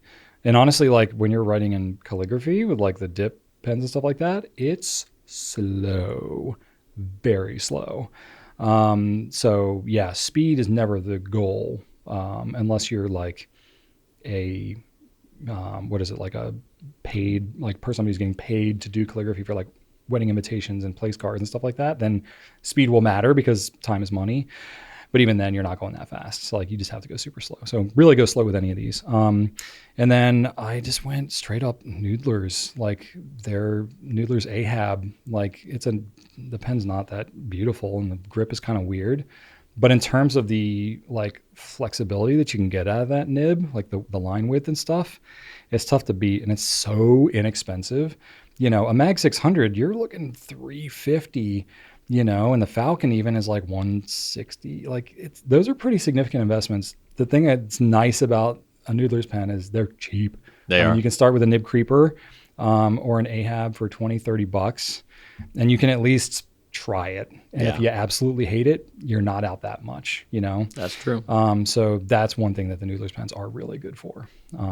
There are other flex nibs too, like the OmniFlex nibs that you can get on like a Conklin or Monteverde. They're okay. They're broader nibs to start with. Not a lot of movement in those. Yeah, they don't get as much variation. Certainly not as much as a Noodler's pen will. So I still think the Noodler's pens are really good. And I will say that the Noodler's feed is made to handle large volumes of ink. Yeah, Ebonite feeds on there, big ink channel. Yeah. The thing that the OmniFlex nibs are cool, but the feed isn't tailored to the nib. Yeah, you got to slow way down. In the way that the Ahab feed is tailored to the Flex nib. And the Ahab too, like you can throw pretty much any ink in there and it's going to flow. Anything, even with the Falcon for that matter. Magna Carta I think is pretty forgiving, but the Falcon and then the whatever we were just talking about, the OmniFlex, because it's got a more conventional feed but with a flexible nib, you need to really slow down and probably lean towards some like wetter flowing inks to really get the best performance. But yeah, so Noodler's one is really good. So those pens are all really good for any of those like line variable scripts. The other kind of class of scripts that I think you'll more commonly find is like the Gothic or Italic. And those are ones where you're not flexing the nib at all, but you need some kind of a stub nib or something like that. And for that, no question, the best pen for that is a Pilot Parallel. I mean, the Sailor Highest Neo is decent as well. And you can get, some slightly wider. I think it might go up to 2.0. 2, I think, is the biggest. But the Parallel, it's a very forgiving nib for one. I don't love the pen, honestly, that much. It's weird shape and the wavy clip, but not a clip kind of a thing. I don't aesthetically think the pen is that attractive, but I don't even care because the nib writes so well. It's such a fun pen. And it's such a fun pen. And it's so affordable. It's very, exactly. And you can do really cool stuff too, because the whole point with the Parallel is you can have two different pens with two different ink colors. You can like touch the plates together and let the inks sort of like transfer and cross over to each other. And you can get like this ombre kind of effect. Like just creatively what that can offer you as you're writing in some of these scripts and stuff like that is like pretty awesome. Now you can technically do that with other pens too. It's just a lot harder. Like the Parallel is really good at doing it. You can get two completely different strokes as well. If you write 100%. Flat, it's massive up to 6.0. Yep. And then you can write with the corner of any of these and have a tiny, tiny extra fine stroke. Which is really, really good for things like those Gothic and Italics, because sometimes you get those hairline kind of like flourish type things that you can get, but then you want that big blocky, script like you would have for the rest of the letters. They're a lot of fun. They're definitely a lot of fun. And then another cool thing about the Parallel, this isn't something that Pilot like says that you should do a lot, but you can like grind those things down and make them different shapes. I've seen a lot of people that will, because it's like a large plate. I've seen people that take like the 4.5 or the 6 millimeter one, the really big one, and they'll like cut some notches into the middle of it to get like a 3-stroke or whatever. You can like round the corner off and you can get some like really cool, like, so you can, and the pen's like $10. Like I think they've gone up, but maybe $12 or something like that. Still extremely affordable. So you can, what the heck, why not try grinding some down and seeing if you can get some different effects. I've seen a bunch of people do that with success. So yeah, I've done it a few times. I love them. It's really cool. So if you are into messing around with that kind of stuff, Parallel, you can't beat it. You just can't beat it. So there you go. Those are my answers. But yeah, definitely I'm curious what y'all think, especially if you like are a more legit kind of calligrapher. What do you have to say about it? Because we definitely are on the outside looking in this respect. $14.13 now. Oh, okay. There you go. So still pretty reasonable. I feel like it Yeah. used to be $10 like 100 years It ago. did. It did. They're still worth it though. Yeah, definitely. And it's a little bit cheaper, I think, if you buy like the multi-pack. Like you can buy like a bunch of them. You can get like a little bit of a break on it, but still so affordable. Totally. All right. All right. Our final question from Paul McHugh. Okay. Paul says, I have been enamored with eyedropper fill pens. I've also barrel filled pens with metal threads. What disadvantage is there for pens with metal threads? Also, what would you suggest for these metal thread pens to stop possible corrosion? I love that he used both eyedropper and barrel fill. I've been saying barrel fill. I mean, I'm not stopping. This is how it starts, right? You just start using it both times, make it interchangeable, and then you just kind of slowly move on barrel over, filler right? makes sense. That's right. Metal threads, yeah, definitely the advantage of having metal threads on a pen in general is metal is more durable than resin. So that has its own advantages. However, metal corrodes, and that's the problem. Ink is not benign, right? So it can depend on the ink itself, and what's a little frustrating is we don't really know what's in most of the inks. We know generally what's in them, but it's amazing how much the ink can vary, even within a brand. Yeah, we get a little bit of information from one brand, and we just kind of assume that other brands kind of do the same thing, but we don't know. I've seen like legit like chemists and stuff on places like Fountain Pen Network that have like pH tested these things with proper equipment and stuff. Some inks are like, I think like certain Waterman inks were like 2.8, on the pH scale, like super acidic. Yeah, and then you might be surprised. And then like some of like the Noodler's Bay States, I think, are like really high pH. They're in like the 12 to 13 range. And then some are totally neutral. And then some are neutral. A lot of them are neutral. Yeah. So, I mean, it really is all over the place. And not to say like pH necessarily, there's honestly a lot of factors. And I am already stepped over my area of expertise here, but definitely metal can corrode with ink contact. Well, if we want our smarter listeners to mention. If you want to feel good about yourself, we need to step over. Correct me. We need to step over a little bit just to trigger the people that. Okay, that's fine. I've got some of that baked in here. Yeah, I've got some stuff. We get into a little bit of like feedback, metal makeup and stuff like that, and some ink stuff. I mean, inks I can speak in generalities with ink because again, it does vary so much. Definitely, there's some core components of ink. I mean, the dyes themselves obviously would have some kind of impact on things like metal.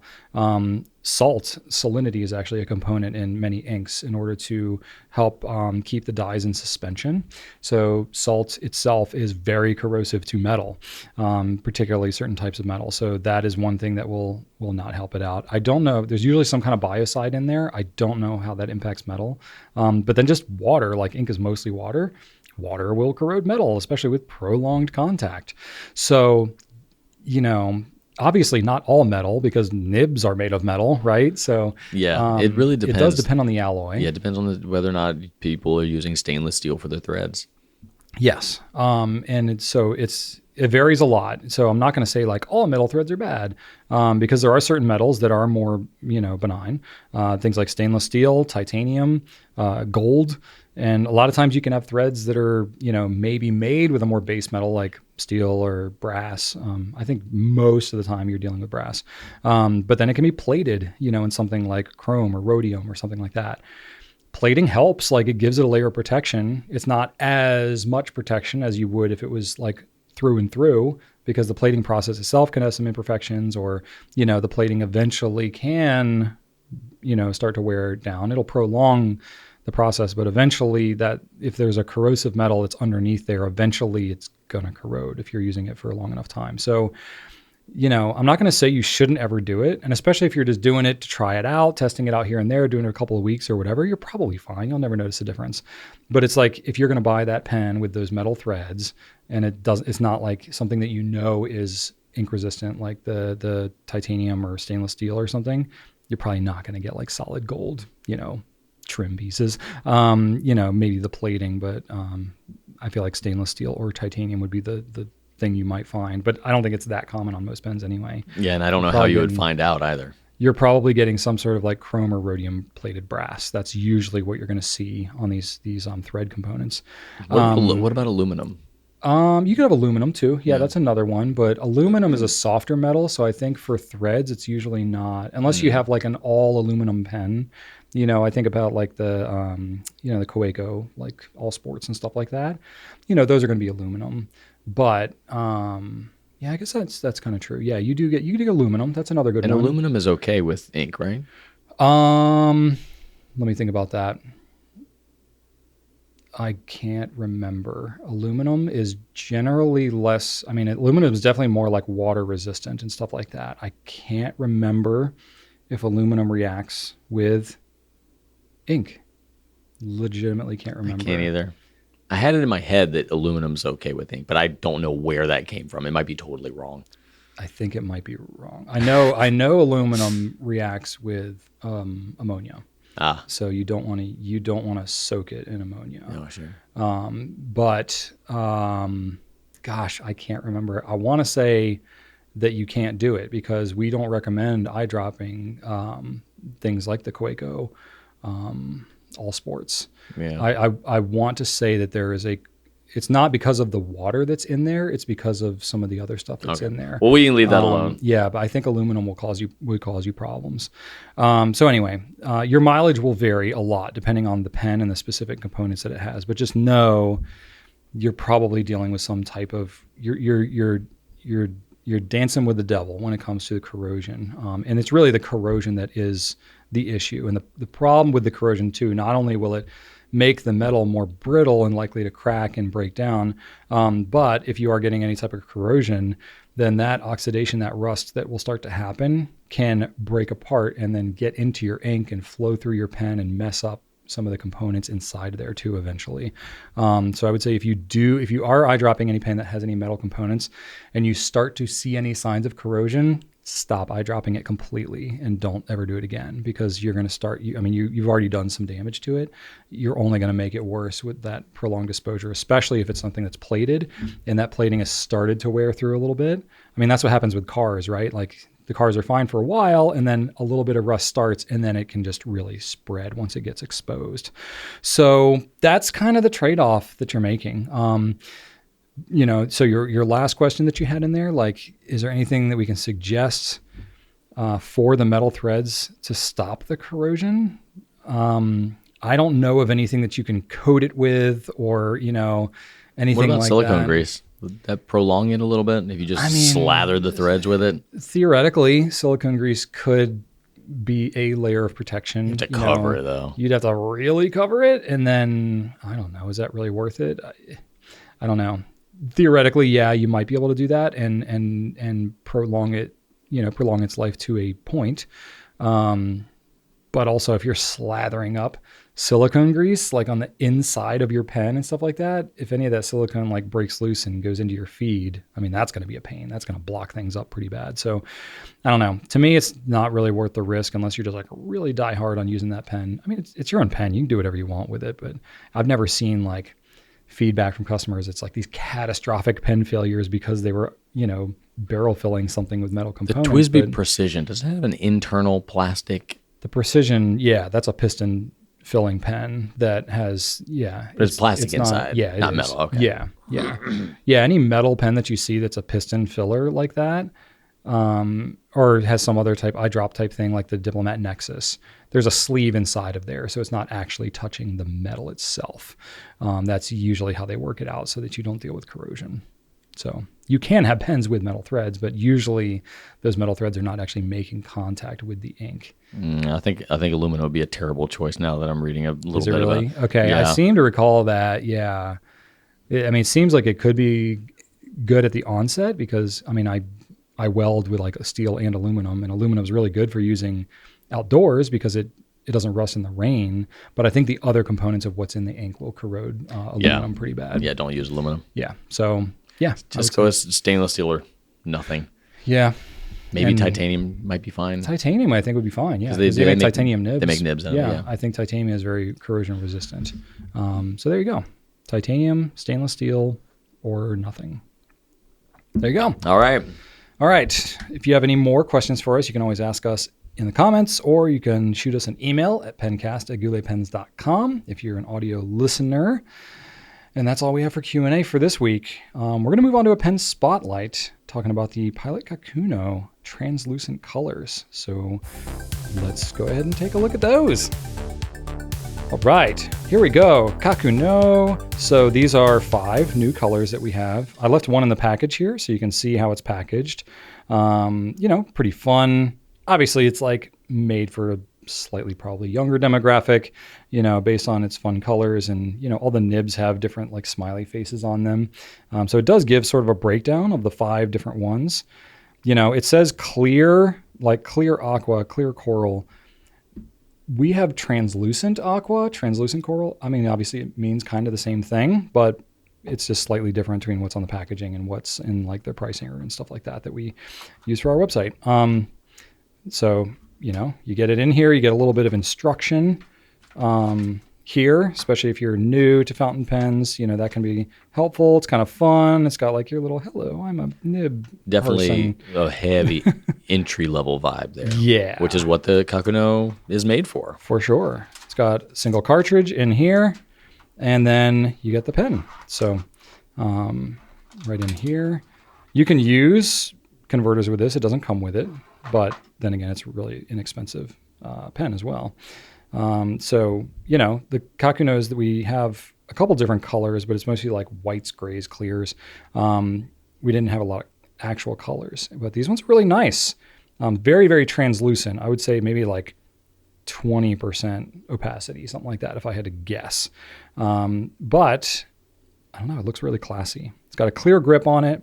The grip has a very slight triangular kind of grip to it. And then the nibs are engraved with these little, so these got hello, Mr. Tie going on there. Very fancy looking with the tie and the mustache. The nibs are different on all of these pens, right? I can't remember which ones have which, because it's associated with the color, not the nib size. Correct. That, when we originally carried the Kakunos, we only had each color in one different nib size. So we actually didn't know whether the nib design was associated with the nib size or the color of the pen that it came on. And it's actually related to the color of the pen. So that's right. If you get the translucent pink, this is the translucent coral, you're going to get this necklace one. Yeah. A little more kind of a feminine. And look to eyelashes. it. Yep. What's cool about these though too is they've got the like cap inserts on them, so they're really good about not drying out. And they can surprisingly take the Con 70. Yeah, like these will take those big Con 70s. You can't barrel fill these ones though because you get some holes in the back here. So otherwise it would be a good candidate for that. I've known people to plug them with like paraffin wax. You can plug it with paraffin wax, or I know some people have like epoxied it or something like that. That's totally up to you. It's an inexpensive pen, so the risk is you're going to be out $14.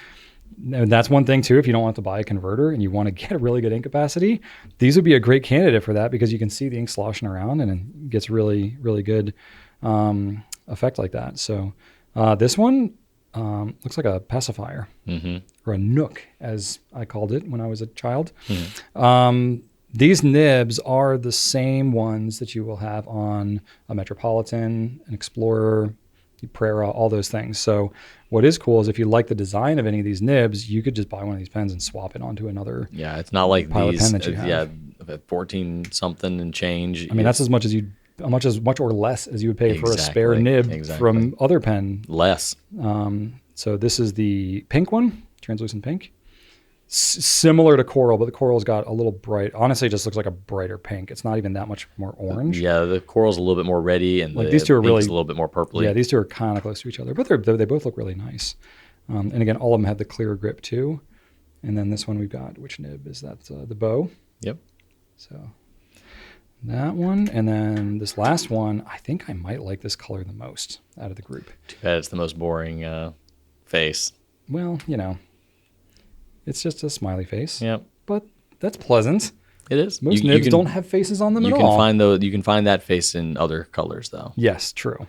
They have that one, and then there's like a winky face and a tongue and stuff like that. That's the ones on the conventional Kakunos. These other ones I think are all new to this Yes. collection. So yeah, all around, really good pen. We're big fans of the Kakuno, not just for kids, but really anybody that wants a more like intro level pen. It's one of these like knock around pens that you can just have and not have to sweat it too much. A great choice for beginners. Yeah, really solid. And it's Pilot, so consistency is really good. The nib performance is going to be really solid.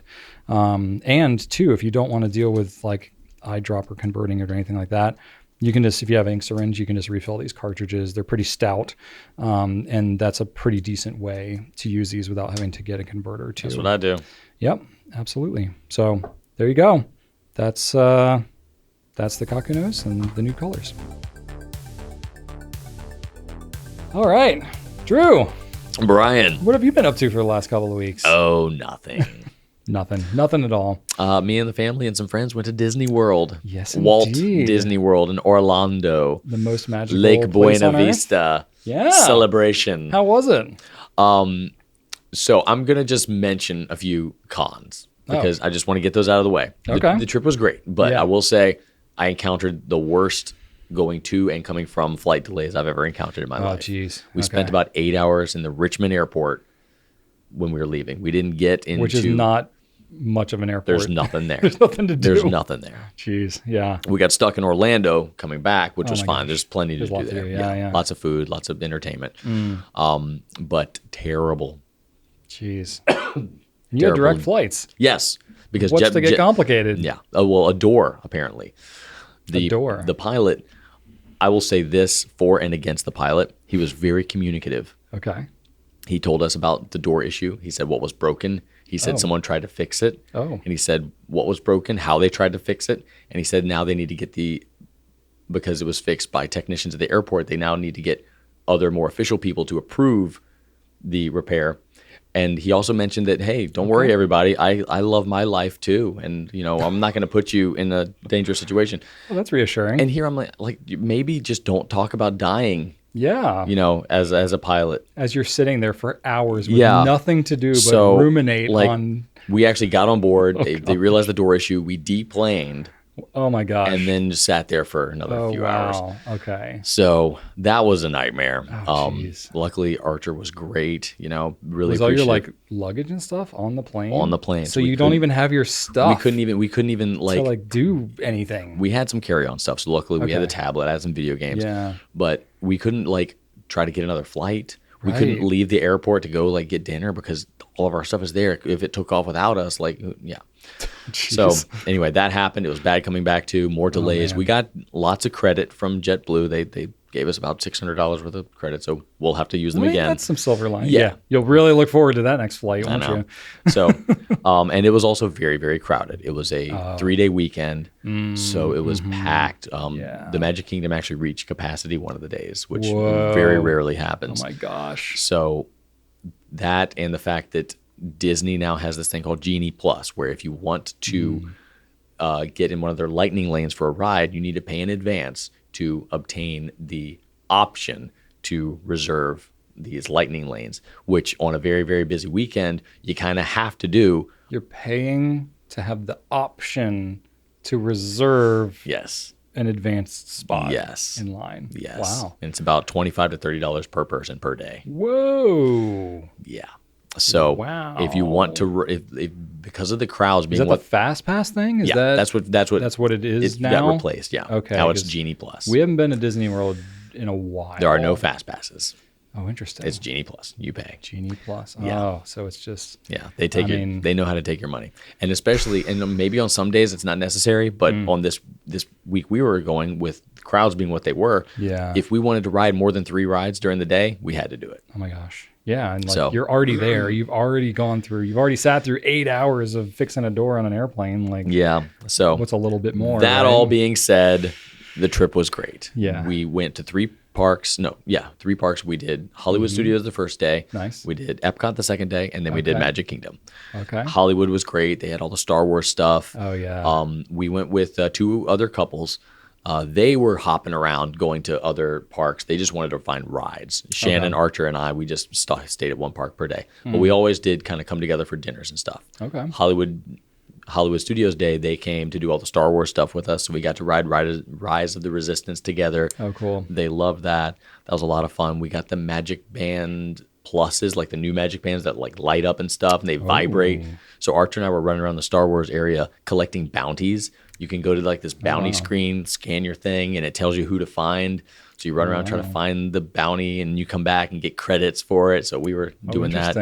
Archer got to build a droid, which was his birthday present. Oh, that's cool. So we got a little BB unit, the ball that rolls around, and it works great. The head stays on top, but with a magnet, and the ball rolls and remote control. I've seen not at I haven't been to Disney World, but I've seen like you can get remote control like BB-8s and stuff. That's what he had, yeah. Yeah, that's so cool. Yeah, but he got to build his own. It was blue and black. You would love it. So we got to keep this. This wasn't just like oh yeah, it was $200. Ooh, okay, there you go. Still cheaper than a lightsaber because they sell those there too. But that was like that was his birthday, you know. Wow. So we let him do that. He was super excited. Named it BB-12. I was very excited about that. I got a Ronto wrap, which is kind of the Galaxy's Edge sort of like famous food item in addition to the blue and green milk. It was a sausage on a pita with some coleslaw on it. It was fine, you know. Epcot was great. I was a little hangry going into that morning because we skipped breakfast at the hotel because we figured Epcot's always got a festival going on. It's like the Food and Wine Festival, the Flower and Garden Festival, something. We went between festivals, so there was no festival happening. All the stalls were shuttered. So we went to France. What a missed opportunity! They're literally at capacity. There's like a 2-week gap where there's no festival. We just happen to be there, yeah. So that was a bummer. But we went to France, which upset me because when I start the World Showcase, I start in Mexico. Yeah, you always run clockwise. Only crazy people start in Canada. But we had to start in Canada because we wanted to go to France at the patisserie to get some breakfast. Patisserie was swamped. We got Archer croissant. Shannon and I didn't want anything there, so we left, went back to the Land Pavilion where Living with the Land and Soarin' is. That's your favorite part? That is my favorite part. So I was a little hangry, dude.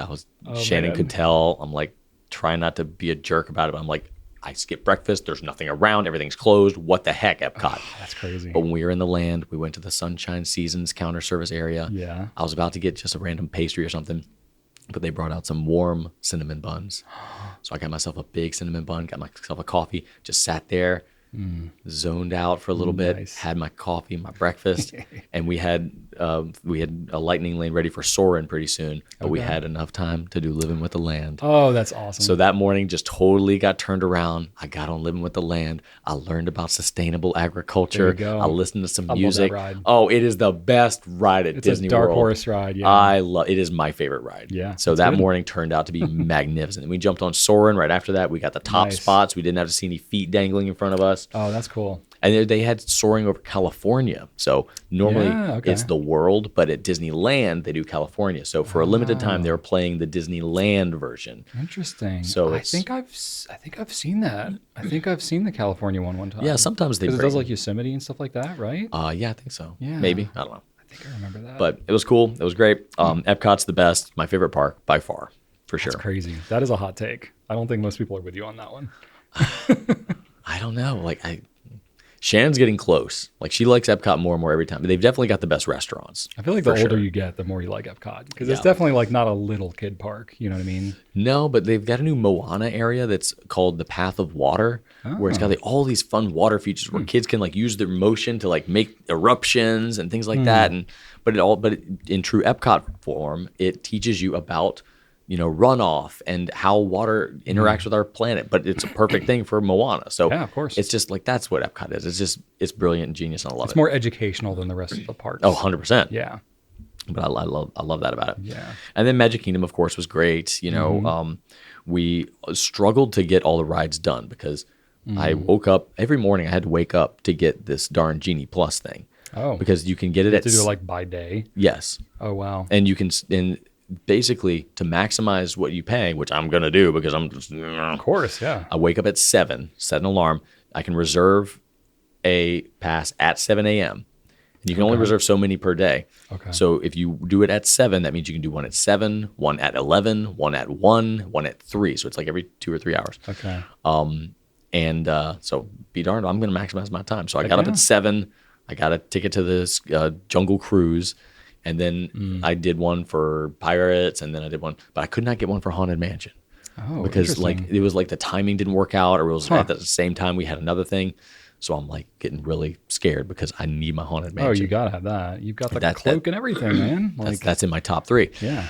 So luckily, after we did all the other rides, we had dinner at Skipper Canteen, which is right across from Okay. Jungle Cruise, and we hear the fireworks happening while we're in the restaurant, and we're like, all right, this is That's the time to this go is to our Haunted time. Mansion, yeah. So we hear them happening. We're like, oh, where's the check? Where's the check? And we get the check, and we just start booking it. Shannon specifically. I'm with Archer. I'm holding his hand so you don't get lost in the crowd. She's like leaving you in the dust. She is. I have a video of her. That's She's awesome. like beeline, That's awesome. beeline to the haunted mansion. Fireworks going off above her head. She's That's like, the nope, best. not ignoring the fireworks. She don't care. We walked onto Haunted Mansion, which had like an awesome. hour and a half wait all day. That is the time to do it, is during the fireworks. Yeah. You can ride like 3 or 4 things during the fireworks. Yeah. So we were eating during most of it, but we walked onto Haunted Mansion. That was the last ride of the day. It was Nice. fantastic. That's They awesome. added a new ghost called the Hatbox Ghost, which Oh. they had tried to add before, couldn't get the technology right. Okay. Because his face disappears and appears into his little hat box or lantern or whatever he's holding. Yeah. So yeah, Haunted Mansion ruled. That's cool. The food was great. We had at Magic Kingdom, they have pizza and cheeseburger flavored spring rolls. So you bite into the spring roll and it tastes like a McDonald's cheeseburger. Wow. It's like amazing. And some more stuffed with pizza too. Those were just delicious. We had some Dole Whips. We had tons of Mickey pretzels. Archer got a little Mickey Dole Whips are pop. good, yeah. Yeah, this one was like a reddish Dole Whip, but it was marvelous. Went to T-Rex Diner at Disney Springs to celebrate Archer's birthday. He got Oh yeah, that was like. he was a champ. We told him we would get the Yeah, big you wanted to dessert. get like the dry ice head, Yes. dinosaur head thing. So it was called the chocolate extinction, right? And it described it, chocolate cake sprinkled with candy. Yeah. We're like, okay, great. That sounds good. It comes out. He gets excited. It's freaking Butterfinger. He is allergic to peanuts. That is the candy. Oh my Not for 1 gosh. second did we think sprinkled with candy meant Butterfinger, Butterfinger. chunks. That's not an assumed candy. No. So it Normally came. you would say that. It came out, Oh my and Shannon gosh. literally has to say, "No, stop! It's Butterfinger." And like you saw him just, I just, that's I was terrible. crushed. Oh man. So he had seen. Yeah, I just went into sad parent mode, and What are you gonna do though? I well, mean, he saw a little stuffed dinosaur with like one of those like microwavable things. You can like make it smell like lavender if you microwave it. And he was thinking about buying it with his own money. I said, hey, if you can cover up this memory with that dinosaur, I will get it for you right now. He's like, Yeah. okay, deal. I was like, okay, that's what we're gonna do. Wow. Because I was just What a champ. He's been thinking about that for months. did the restaurant like do anything? Because they didn't like. You would think that. They didn't do anything wrong.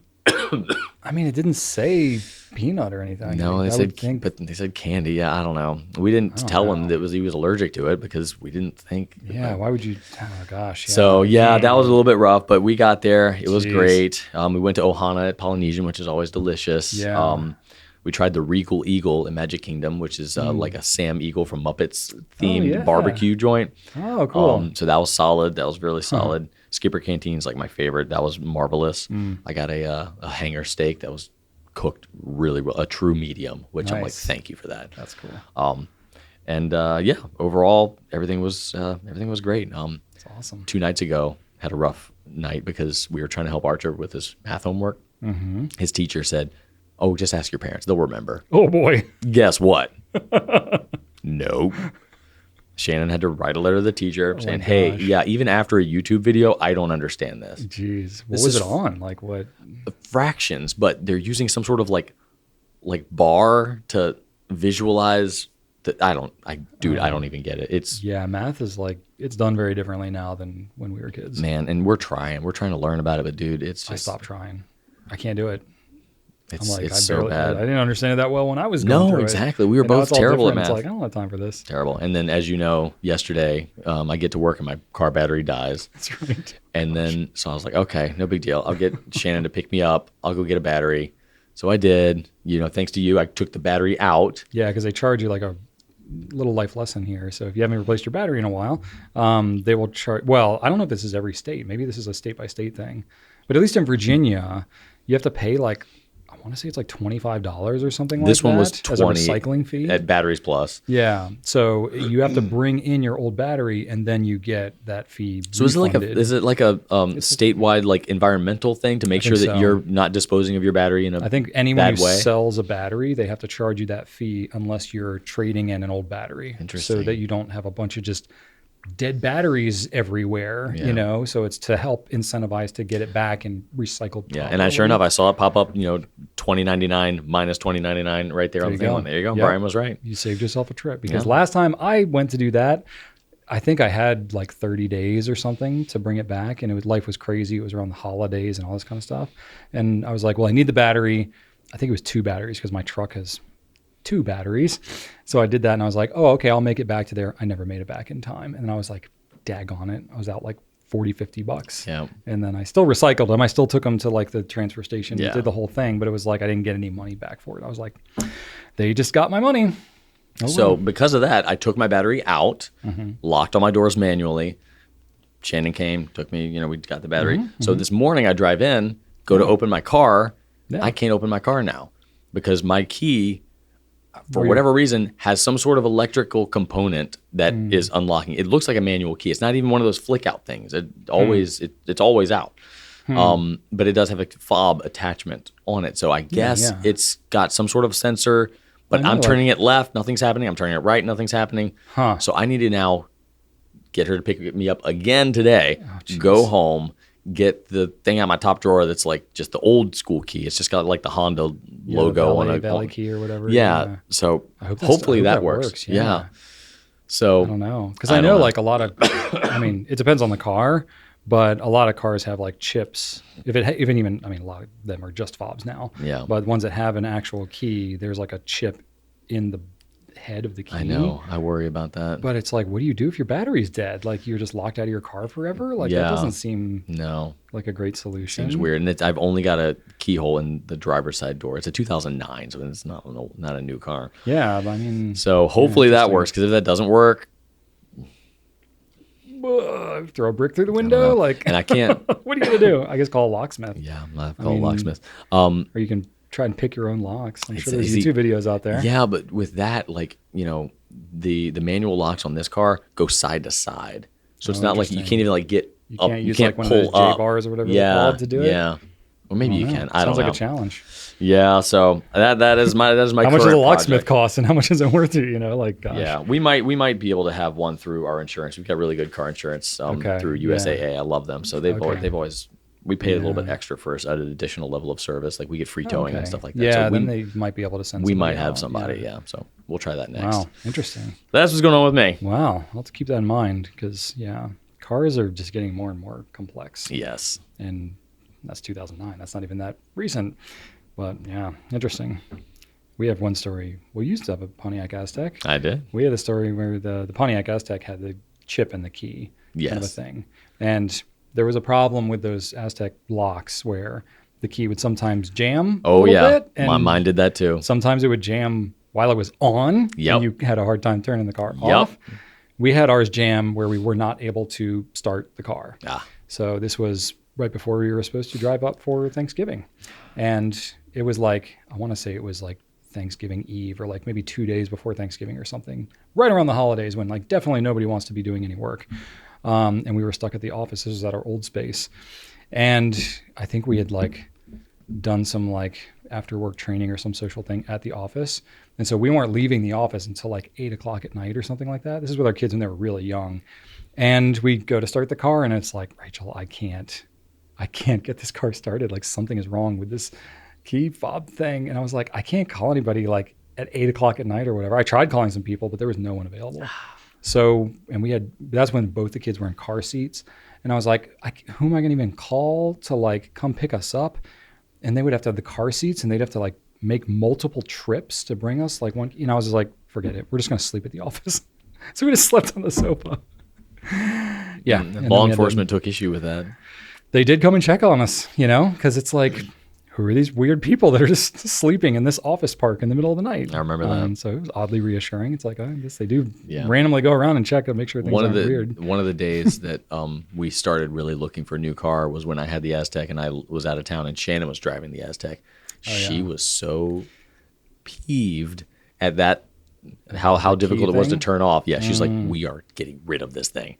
Luckily, it kind of died like a couple weeks later, so forced our hand. But yeah, I was like, yeah, you just kind of got to wait a little while. Sometimes it takes like 10 minutes of fiddling with it before you can turn it off. She's like, what? Yeah. I was like, I was used to it. I don't know. Yeah. There's a lot you get used to with stuff like that. There's a reason that Pontiac's not a company anymore. But anyway, cool. Okay. You good? Yeah. Is that it? Cool. All right. Give your voice a rest now. I can Yes, sir. do more talking. You're hanging in there. You're being a trooper.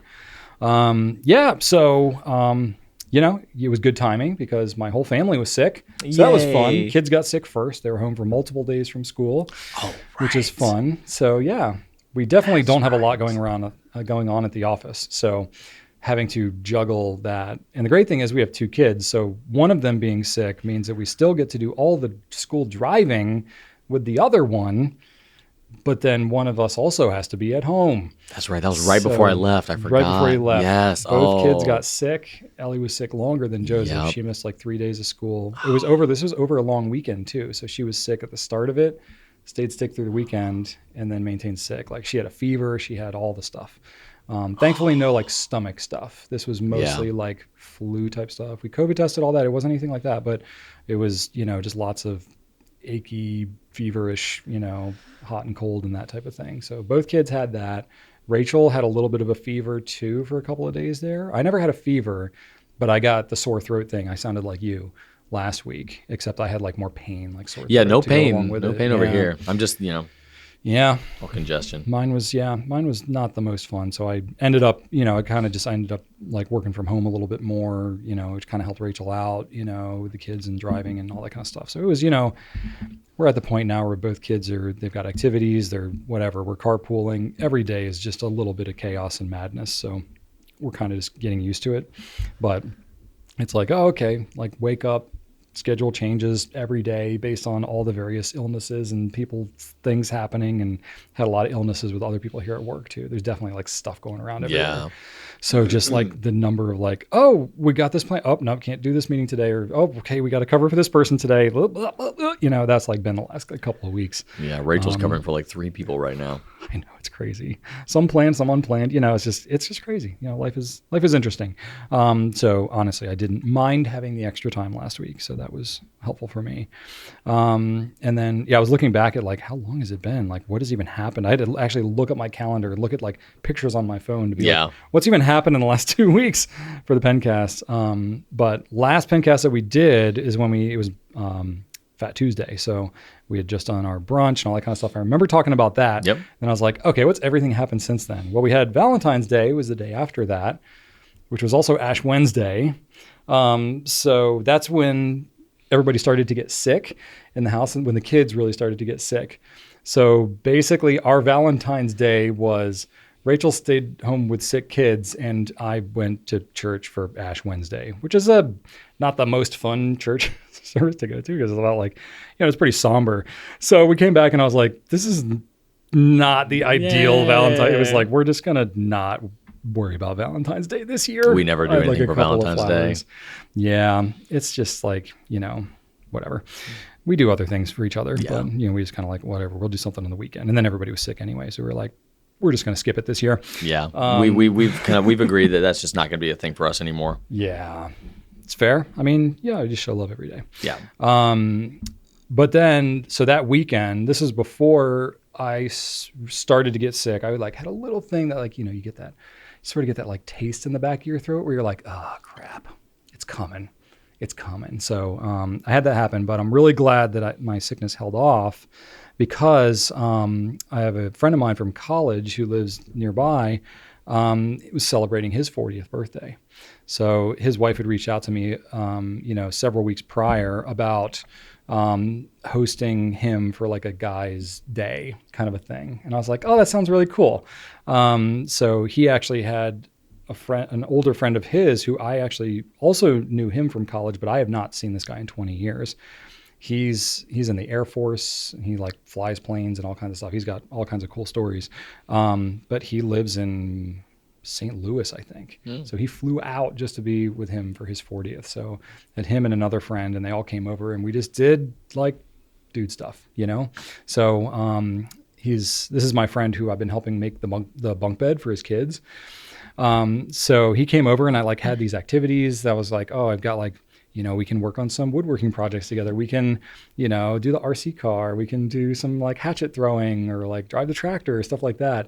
And he came over and he's like, all right, I've got these like these pieces of wood that we need to like finish up for this bed project. And he told me, he was like, yeah, he's like, we had to get rid of the toddler bed because he's like, the kids are just way too big now. This is his third and fourth kid that are using this toddler bed. And he was like, yeah, they're just sleeping on a mattress on the floor now. And I was like, that's a fourth kid move right there. I was like, let's get this bed done for you today, and you can get this thing going. So we did. We got everything done. We got the bed all wrapped up. So that was cool. So, I mean, honestly, it was a lot of fun just to be able to like, the four of us work together, and it was like pretty casual, you know? So we just got to do some woodworking, and also knowing that like we're helping him and his family with like a project that also felt good, you know, to like have something to produce out of it. We weren't just like wasting, you know, whatever time and stuff. Not how I want to spend my birthday, but I see the appeal. You know, hey, look, you got 4 kids. It's like, that's what fun looks like, crossing projects off your list at that point, I guess. I got 2, and you know, I can only imagine what it's like with twice as many. So that was kind of cool. We did get to do a little bit of welding too, because like part of the bed frame thing was like, you know, he wanted to do like you know, like the angle iron that like we put the bed slats on. Oh, he wanted to use metal for the angle iron. Yeah. So we had some of that, and I was really proud of myself because, as I've talked about in the past, when I started to get into welding, I was like basically dumpster diving to get like old bed frames and stuff like that to have like scrap metal to weld, and I literally got to use a like cut up old bed frame that I had pulled out of the dump, and we got to give it new life as a bed. And I was just like, yes. You know how that goes, because like a couple of weeks ago, we had all these things where it's like, oh, we need to reference this pen, and I was like, I have that very obscure thing that I've held on to that everybody like looked at me as like, we talked about your intentional hoarding. You know, the longer time goes on here, the more I'm validated. Just like Adrian Monk, quantity, like, you'll thank me later. Quantity is quality. Quantity is quality. That's right. That is so funny. So my hoarding tendencies do pay off from time to time, just enough to keep me hoarding. Probably not enough to justify how much I hoard. But anyway, but that was pretty cool. That was a nice little full circle thing, because angle iron is expensive if you go and buy it. Oh my gosh. So as soon as my friend was telling me like, oh, I've got to go buy this angle iron, I was is that just like a really long L shape? Yeah. Yeah. Okay. Yeah. It's just a metal L shaped thing. Yeah. It's just steel, you know, but I mean, I think if you buy like a 4-foot section of it at Home Depot, it's like $40. And he needed like 16 feet of it. So it would have cost him like hundreds of dollars. And I was like, no. I got you. At first I was like, well, I got a metal place that I know that you can probably get it cheaper. And then I was like, oh, wait a minute. I have old bed frames. That is amazing. That I fished out of the dumpster. That is amazing. And cut up and stuff like that. And I was like, we can totally use this. And so we were able to use it. And we got to like drill all the holes that he needed to be drilled. And there were some pieces that were like too short. So we welded them together. And, you know, it was just like the welding wasn't totally necessary for this project. But, you know, it was kind of cool because it was actually this friend and one of the other guys who was there. They were the ones who I went with, I guess this was 2 summers ago, maybe. But I like went up to like their dad's house, which was like an hour north of us. And that's the first time I ever welded. Like we did like a guy's trip together for the day to go up there so that we could use his dad's welding equipment. And that was my introduction to welding. Yeah. And that's like what got the ball rolling for me. So now here we are again, like 2 years later, welding again for my friend's birthday. And it's like, wow, look how far we've come since, 2 years. So it was like, it's a very cool kind of just like full circle kind of thing like that, right? So it's like, I don't know, you could easily for a milestone birthday like this being like, oh man, I feel old, blah, blah, blah. But it was like, no, it's like, I feel like wiser, like things that I thought about maybe needing for the future is now paying off here. And it's just like really, it was more of like I'm aging, but in a really constructive way. That's actually a really healthy way to look at it. Yeah. Yeah. You're making progress. You're developing yourself. Exactly. Life is not yet over. Exactly. There are new frontiers yet to be explored. That's right. But it definitely, like, I am thinking about that more, not necessarily because of the number like 40, because you and I are both like, it's knocking at the door, like it's a couple of weeks away. Yep. 40, right? So I mean, and 40 is not really that old in the grand scheme of things, but it's definitely older than it used to seem, or older than whatever. Things start to speed up now. They do start to speed up, yes. But where was I going with all that? I had a thought and I might have just lost it, but I forgot it. Darn it. But Okay. oh well, maybe it'll come back to me. But either way, so we did some welding. We did the RC car. It was fun. Beat it up a little bit. And then threw some hatchets and knives and stuff like that. And it was pretty fun. So got to pack in all kinds of just fun activities, good fellowship. Got some stuff done, helped out his family. So that was a pretty great day. That's solid. Like, you know, and Yeah. I think that just kind of the casual nature of it, like those are the friends you want to have, friends that you don't need to have an itinerary with. Yeah. People that are on your level. It's your same place in life, you know. Yeah. And sometimes, you know, events like that can feel exhausting because of like, oh, we're supposed to do this, then we're going to do this, then we're going to do this. Yeah. If you just kind of like play it by ear and like, hey, y'all want to throw some Yeah. hatchets? Great. Yeah. Well, it's like all these friends too, they're like, you know, I don't have a lot of time for a lot of social activities outside of work. So there's like lots of family stuff and that's pretty much it. Like just not a lot of time. So like when I do get social time like that, especially because it's like, I don't pay attention to sports. I literally didn't even know who was playing in the Super Bowl until it happened, you know, so I just don't pay attention to any of that stuff, you know, which can limit some social whatever. Yeah. But when I have other people that are also like serial project people, got that nerd hobby bend to them, I'm like, yeah, this can work, you know, and I'm like a friggin' paradise for them because I go deep on several different fronts. So it's Put on your scuba gear. Yeah, it's like a party whenever they can come over and play with some of my stuff. So, and I get to justify it all. So I was about to say that. it was pretty cool. And then, you know, I'm a fan of rocks and carrying rocks in buckets. Yes, sir. Yep. So I had, you know, in my little bridge project that I recently finished. I think I talked about that, right? Like, Oh, yeah. You showed a picture. Yep. So I used up the rest of the gravel that I had from the previous work that I had done because I had like just a pile of gravel. So I used up the rest of it and I was like, well, I'm going to go ahead and get more gravel because I'm going to need more. What? So Why don't you just wait until you need more? well, I kind of do need more. Okay. Because like I did all the edging along my driveway. Yeah. And it's like starting to sink down a little bit more. So it's not to the point where it's like, you know, but it's you like just 1 to saw 2 that inches. your rock pile's getting small and it upset Well, you. it's like it's a like this won't do it all. well, I used up all the gravel. I need my and- gravel mountain. And I haven't fixed that like culvert pipe like further down the way that got like totally washed out. I haven't fixed that yet. And I think I'm going to need more gravel for that. And I was like, I'm going to need gravel anyway. So it's like, I might as well just call the folks and get a whole dump truck. How much gravel is that? 18 tons. It's a whole big dump truck, like not quite tractor trailer size, but like half the length of a tractor trailer. But you know, like that truck driving down your driveway is it's part of the problem. yes. That's why I need the gravel. You know, I love justifying my own projects with the very projects themselves, right? You know, it's like, I need the tools so that I can have the shed, and I need the shed so that I have somewhere to put the tools, right? Yeah. So anyway, I got a big old pile of gravel delivered. 18 tons. It's a big old pile. Wow. Big old pile. But I got it dumped like where the gravel already is. So I don't have to like worry about moving it or anything. I can just sort of chip away at it. I'll probably end up moving it anyway, but when you're bored. Last time I got it delivered in my driveway, which is paved, which was fine, you know, because it was like, you know, the truck didn't have to drive into the yard and leave ruts and all that kind of stuff. But the problem was when you get a bunch of gravel, and it's like the crusher run gravel, so it's not like just rocks. It's like rocks and a lot finer stuff too. So that actually like it packs better for things like driveways and stuff like that. But it leaves a lot of dust behind. So like last time I did that, I scooped everything off the driveway, but then I literally had to like power wash the driveway to get the remaining stuff off there. And I was like, I don't want to have to do all that on top of everything. So I had to drop it in a different place and, you know. Have you thought about building one of those, you know, out of like cinder block or whatever, one of those kind of like scooping backdrop things that you see? Like, you know, there are different bays for different like, you know, dirt, gravel, whatever. Yeah. That like, you know, it's basically like just a bay with a back wall. So you can drive up to it and scoop up against a barrier. I've never thought about building that, but I already have the piles of stuff.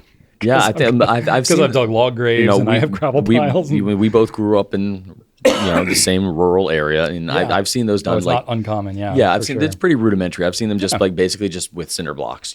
Just different bays for different. Usually I never thought about that. Your dirt, your mulch, gravel. I think Rachel would love if I had that, especially if we could see it from the sunroom in the house. I mean, like you said, the piles are there anyway. I know. I was just thinking, would it make it easy for you to scoop it?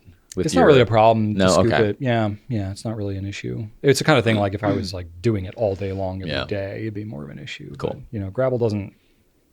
It's pretty heavy, so it doesn't go that far on its own. Yeah, I guess it would be. I guess like something like mulch would probably be easier because because that'll like push a little bit more. Yeah. Okay. No, I haven't had a big. Well, I've got a grapple too for the tractor, so when I do mulch, I can grab it. Like a big claw. Yeah, perfect. So yeah, but I'll think about that. That's see if I have a need for that. You like to organize. I do like building things. Yeah, organize your piles. In my notes I got 18 tons of gravel delivered because of course I did. Good thing I have buckets. That was my notes. And then on the home front, well, I have one more project I can talk about, and then I can go to family stuff. So I'm working on. We have our washing machine died a little while ago, and it was a top loader. Rachel wanted a front loader. We flip-flop. We've gone back and forth. We're on front load mode now. So we have the front-loading washing machine, front-loading dryer. But the problem is they're on the ground. We're having to like kneel down on the ground to do our laundry. So we, looked at getting like those pedestals that you can get to like lift up the washer dryer thing. They are so stupid expensive. They have to be really heavy duty. Well, they're heavy duty, and for whatever reason, like the type of the specific like washing machine that we have. You told us about. Yeah, you're going to build some. It's so it's like this. The only pedestal option that they have that at least matches that one has another built-in mini washing machine in the pedestal, and it's like $800 some, and I'm like, that is stupid. Not only do I not want that, but it's also really expensive. So I was like, forget it. I'm just going to build a thing. So I found lots of great ideas on like Pinterest and YouTube and stuff like that. And I was like, oh, it's literally just like wood and stuff, and I can make it very robust. So I'm in the middle of doing that now. So nice. I've been in the middle of starting it for months.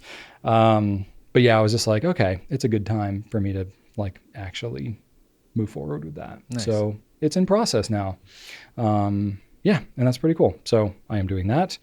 And it's going to be like essentially like a really, really sturdy platform that they'll sit up on. And then it's going to be like open kind of bays underneath it. And I'm making it sized so that we can have like those long kind of flat. Are you doing two platforms or one?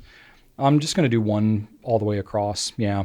And then I'll have like 3 open holes that I'll have like flat, like laundry baskets. Mm-hmm. So we can just store like shoes in there, or if we want to put like, extra dishwashing detergent and like all that kind of stuff, just extra storage for underneath it. So I think that'll be pretty good. And then we won't have to bend over quite as far to get to the stuff. So, that'll happen at some point. It's probably going to be a months long project because I keep making like this much projects, this much progress on it at a time, but that's happening. And then the last thing I have is on the family front. So we have a lot of different versions of Uno, because that's like, Ellie always wants to play board games. Joseph never does. Card games can be hit or miss, but Uno is like the one game that we can pretty reliably do as a family without a lot of objections one way or the other. So it's like we do gravitate a lot to Uno.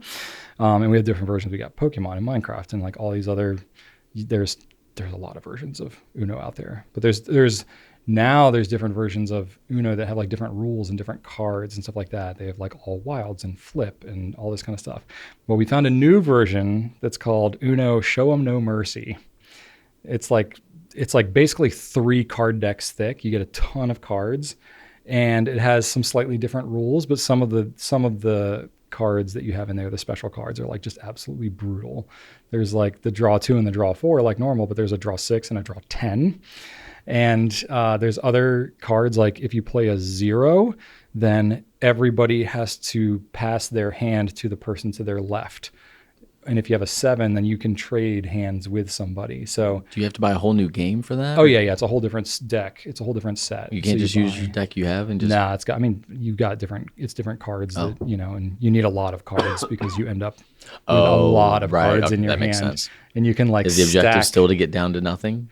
or if you get more than 25 cards in your hand, you're out. So it's like and basically what ends up happening with us is like nobody ever runs out of cards. You're basically like knocking other people out. Nice. So it's pretty fun and it's pretty strategic too. Because like if somebody like piles on a bunch and you have like 23 cards in your hand or whatever, and then you can like play a 7 and then make them trade hands with you.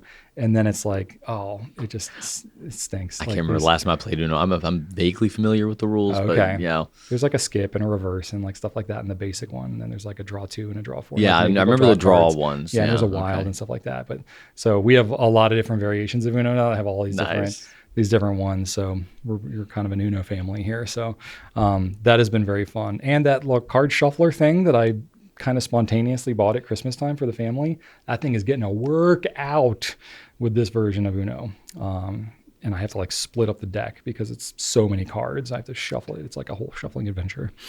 So yeah, that's been pretty fun. So lots of Uno in the Goulet house. And I'm playing a lot of saxophone too. I've been practicing like crazy and I'm getting better and having a blast.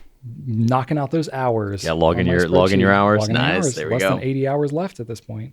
So since I think it was January 31st, I started tracking it. Today is the 27th. I've been averaging 45 minutes a day of practice. You'll have Barry Manilow before you know it. That's a good name for it. That's what you should. Yeah, that's a good one. So I'm on track for June. That's the target if I keep practicing like I am. But it's pretty good. Nice. Yep. Anyway, that's what's going on in my world. I think that pretty well takes care of that. We'll go ahead and wrap it up, and I do have a good fun fact for you, so hang in there. All right, I want to thank you for watching. Please leave us some feedback. Let us know how we're doing. Ask us questions so we can answer them on future episodes of the show, especially if you have any questions for other Brian, because that guy knows a lot of random things about random things. I think you already got a pretty good list of questions based on the feedback people had from his we could always use more. Other spot. Yeah. Okay. So if you do have questions specifically for Brian K., let him know. Check out gouletpens.com for ink, pen, paper needs, all that kind of stuff, because that is what we do and that's what funds all this. My random fun fact is actually about the history of the card game Uno, because I was curious. So here's a little adventure. It's kind of a cool story. All right. So Uno was invented in 1971 by a barber named Merle Robbins in Cincinnati, Ohio. Merle's family loved to play a card game called Crazy Eights, which is kind of similar to Uno. That game has been around since the 1930s and uses a standard deck of cards. Well, Merle got into a disagreement about the rules of Crazy Eights with his son, and to avoid more arguments in the future, he created a variation of Crazy Eights with some slightly different rules. And that's how the game Uno was born. So they named it Uno because they just liked how it sounds. That's all. No other significance. They're just like, the whole one card thing. Like, yeah, that was cool, but they just called it Uno. I like it. They liked it. Merle's family weren't the only ones who loved playing Uno. His friends and community also loved it. And he realized that he might have a business venture on his hands because he was a barber. He was, an entrepreneur. So he invested $8,000 of his own money to make 5,000 copies of the game. So at that time, that was about the equivalent of like 50 grand today. So kind of went all in 1971. Yeah. Wow. So they started selling it in their barber shop, but eventually they sold their home and then took the game on the road to try to sell it, which was obviously a big financial risk. He eventually connected with Robert Tizak, who was a fan of the game and another entrepreneur as well. He was a funeral director and a business investor. So Merle eventually sold the rights for the game Uno to this guy, Robert, for $50,000 plus 10 cents per pack for royalties. So at that time, that's about the equivalent of about $250,000 today. Not bad. So he invested about 50 grand equivalent, got about $250,000 plus royalties on top of that. So kind of worked out for old Merle, right? Now, I wonder if the 10 cents stayed 10 cents or if that adjusted. I don't know. I didn't get any information on that. But this guy, Robert, upon buying the rights, Robert founded International Games Incorporated to help market this game. He wasn't like a game guy. He was running a funeral home. A barber and a funeral director. So, funeral director bought this game from the barber and started International Games Incorporated to help market the game. And he ran this game company in the back offices of his funeral home. And he eventually sold that International Games Incorporated, and thus the rights to the Uno game, to Mattel in 1992. And Mattel is now the producer of Uno in all its various versions. And they've owned it to this day. So I bet he made a pretty penny too. I bet he did fine. I didn't get any numbers on him, but It's probably more than I think he it's paid. probably okay. Yeah. Probably doesn't have to do the funeral thing anymore. Doesn't want to. But Uno has now sold over 150 million decks to date. And it is touted as the most popular card game in the world, with 99% brand recognition. Wow. We don't have Uno in our home. You don't have any? We have like at least a dozen versions of Uno. No, I really, no. Missing No, out, Drew? honestly, we should play more games as a family. We don't do any of that. You should try Uno. We all play games together, but separate. Yeah. Yeah. Oh, we do plenty of that. Yeah. Too. We do plenty of that too. But I'm always the one where, because I'm working, I'm doing all kinds of projects, and I'm like, after dinner time, whatever, I might play saxophone and stuff like that. But it's like everybody's kind of settling, doing their own thing. That's where I'm like, hey, let's do something together as a family. Yeah. So like, I should probably do that more. Yeah, it's fun. It helps if you have something to like anchor it to. You know what I mean? Something you can do as a family. Like jujitsu. Yeah, of course. That's always fun.